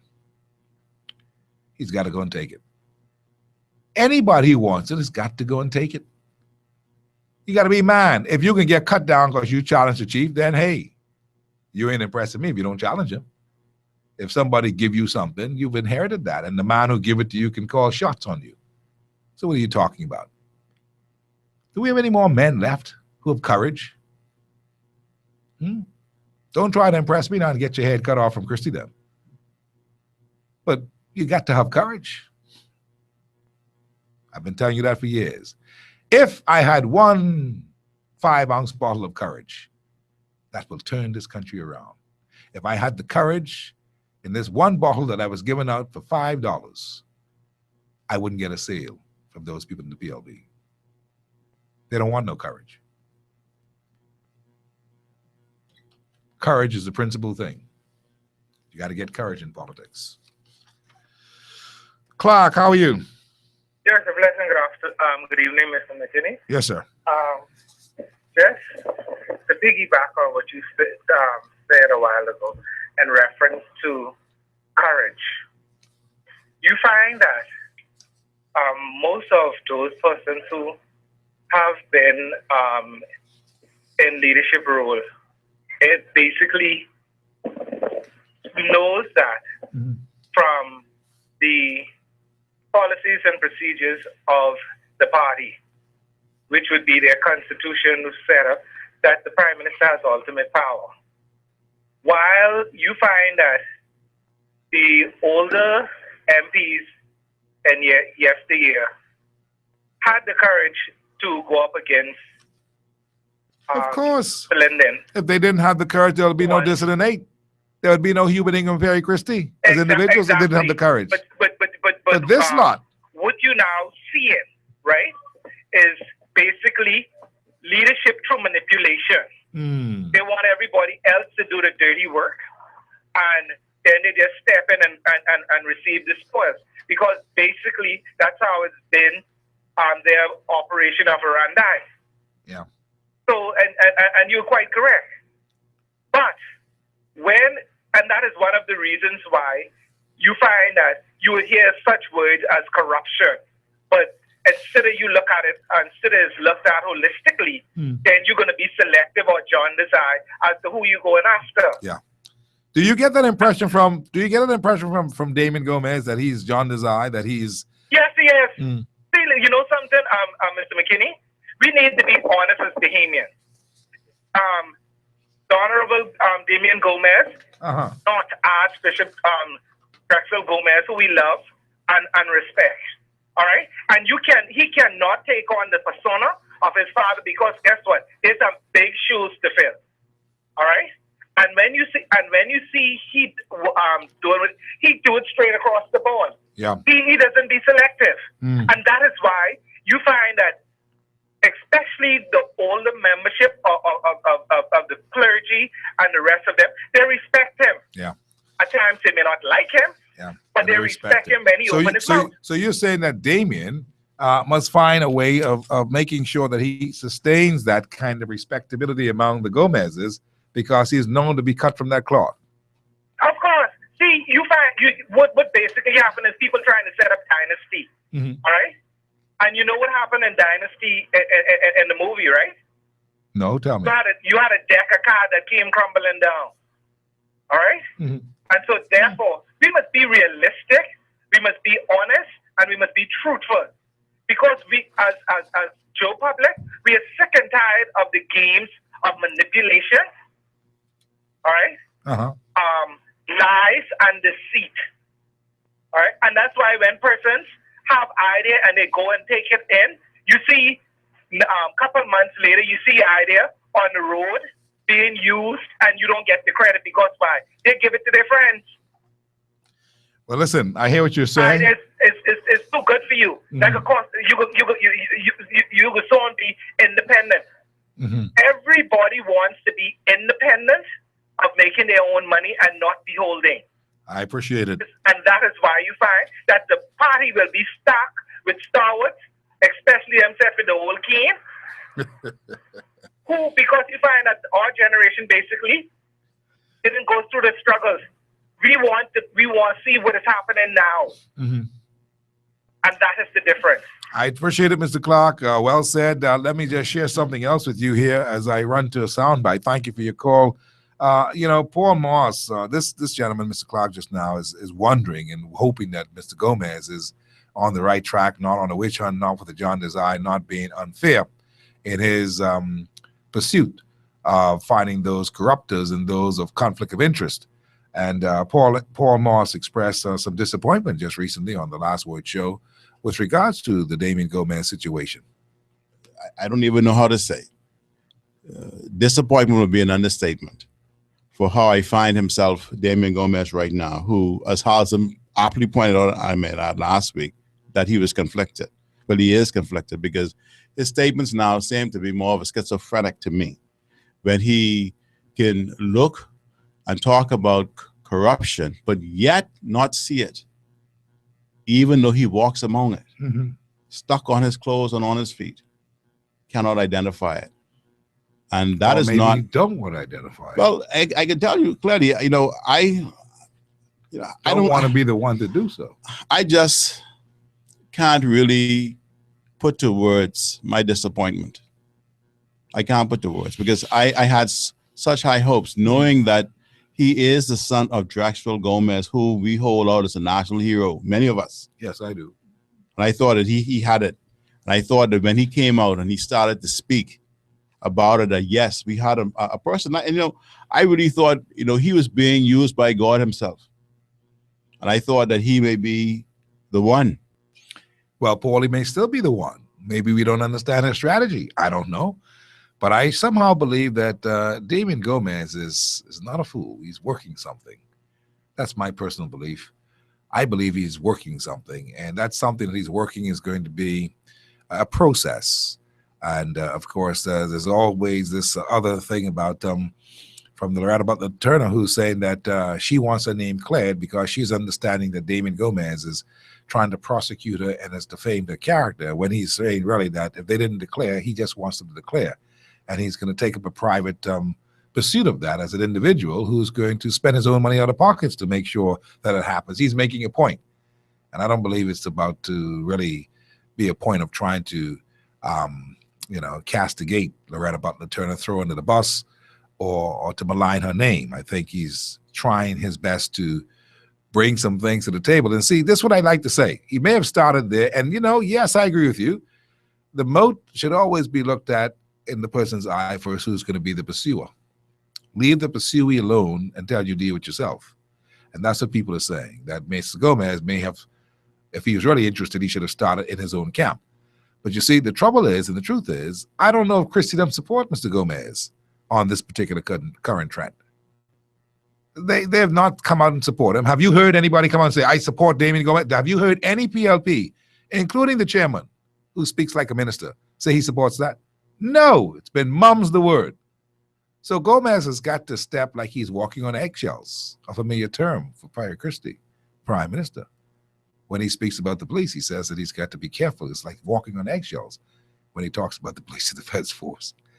So Damien is in a position where I suppose he's watching with interest, but they know that sooner or later, the focus will be turned upon that political party in the place of fair play, for the public perception to be accurate that Damien is fair.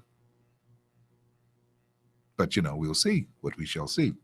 Paul was not alone. Halson Moutry spoke with me on Sunday as well. Halson Moutry, eminent lawyer, qualified lawyer, and noted attorney, saying, and public commentator, he's saying, look, based upon what he's been hearing recently, he says if Damien continues on this path, he will become an embarrassment to his father's legacy.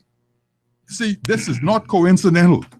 And Damien, in my estimation, is, to me, at this stage of the game, unless he changes course, a grave disappointment from the start that he started, the track that he started on.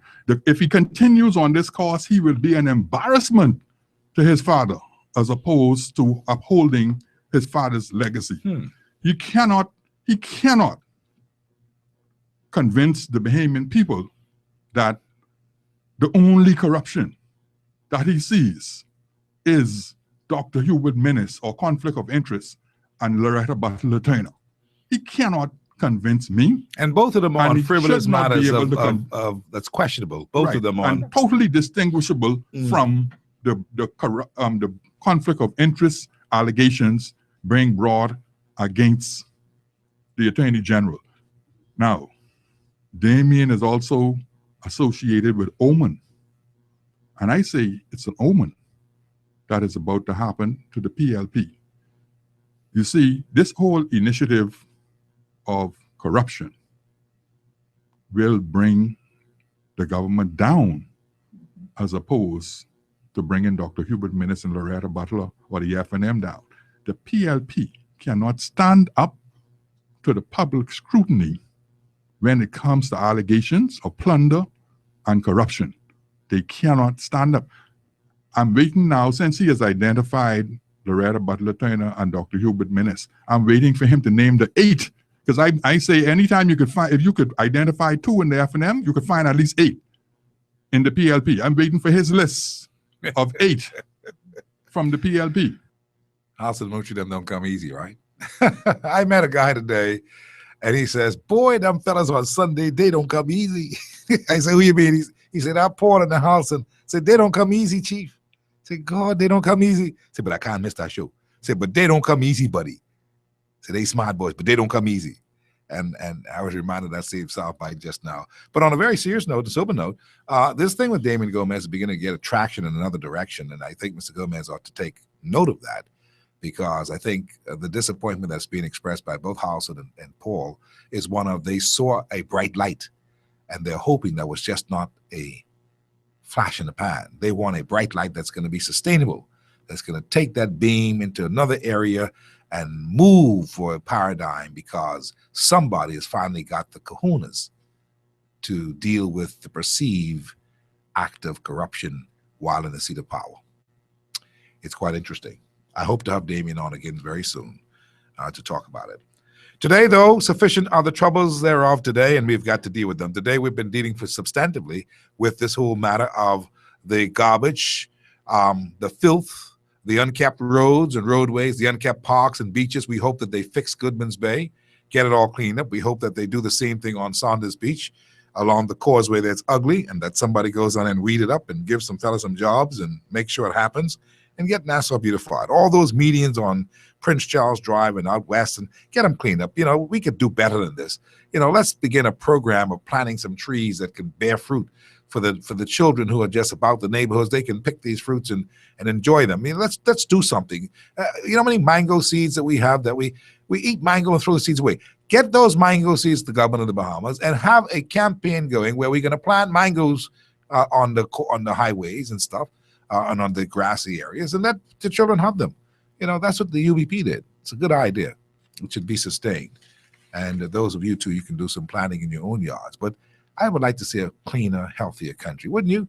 We launched an environmental program on this station on Saturday with Margot Blackwell. She's now the environmental resident pro here at Peace, because we're building a country. And so we have put that component 11 o'clock on Saturday mornings. You can tune in for that. It's called The Real Story. And it's a story that will tell you that if we don't do some things to fix some things up, we are all going to go down in history as a filthy, sick, crime-ridden society of people who just don't care. And they didn't care because they didn't understand the environment. So you want to tune in for that on Saturdays, including this coming Saturday at 11 o'clock.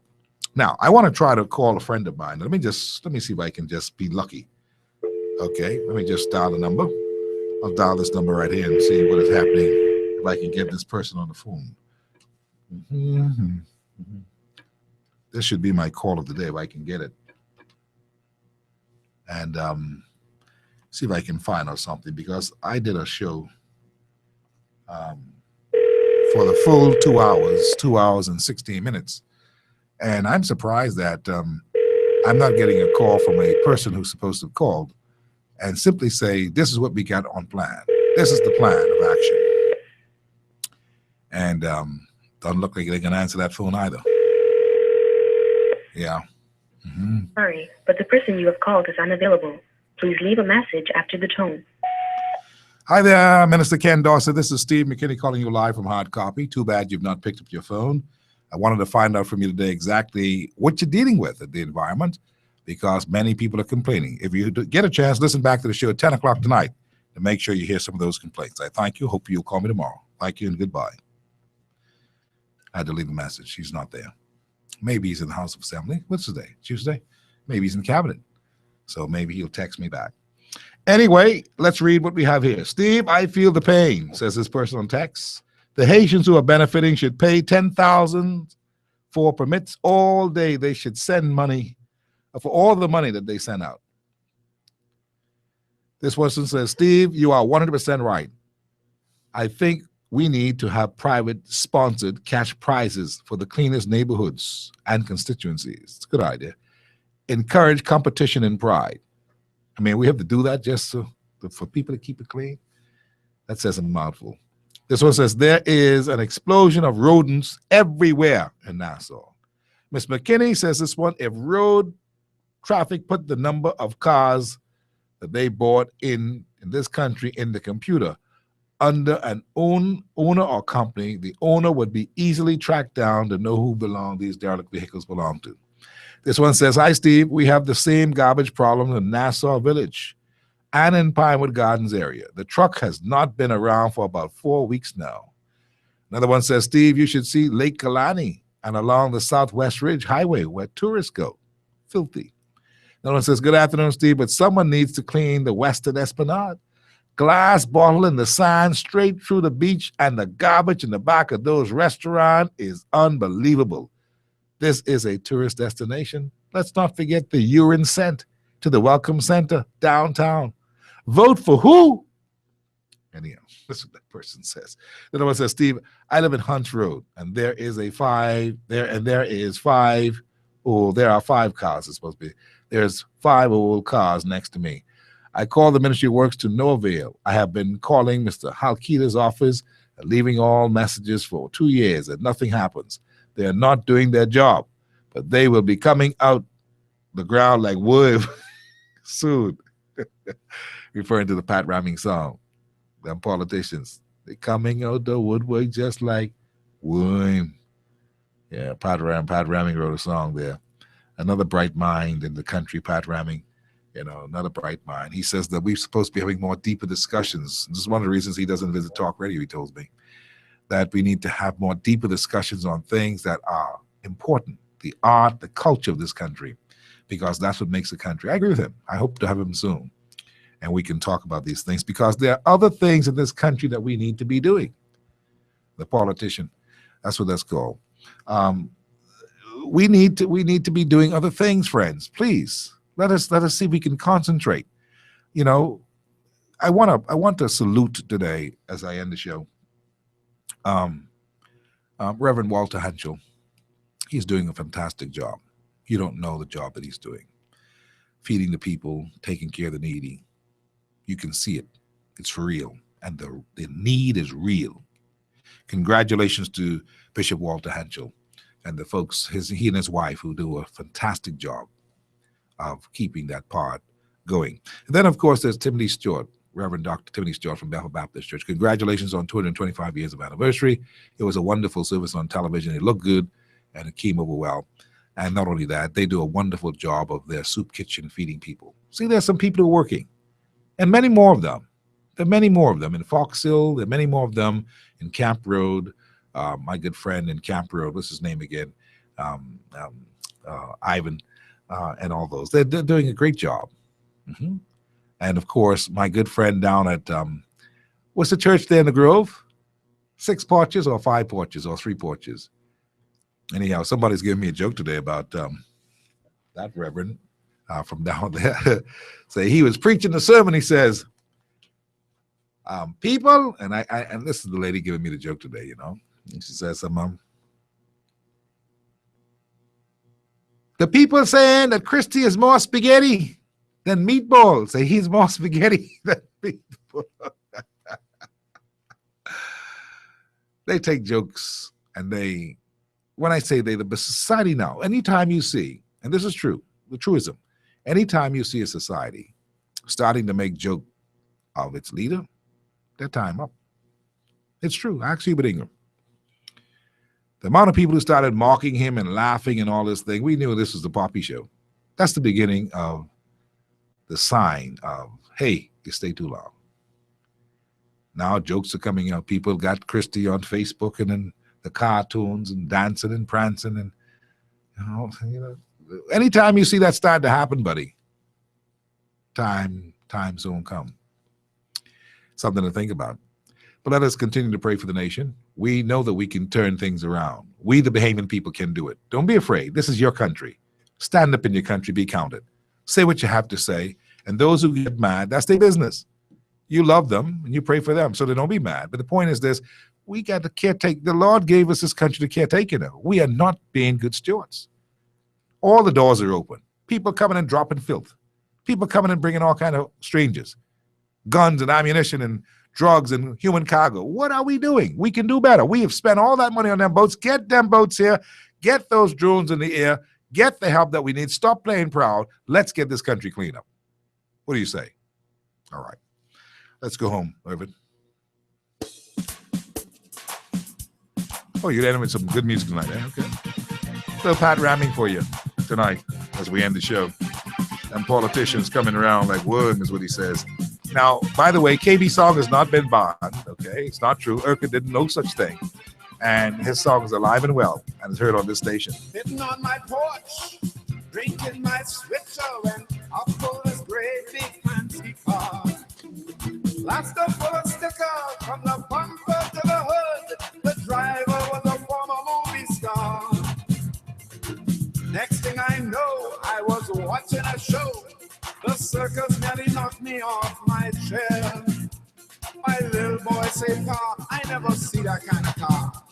How come them rich white people stop in here?" I say, "Boy, they coming out the woodwork just like you. Everybody catching politics like turn chasing out the sweetness just like light.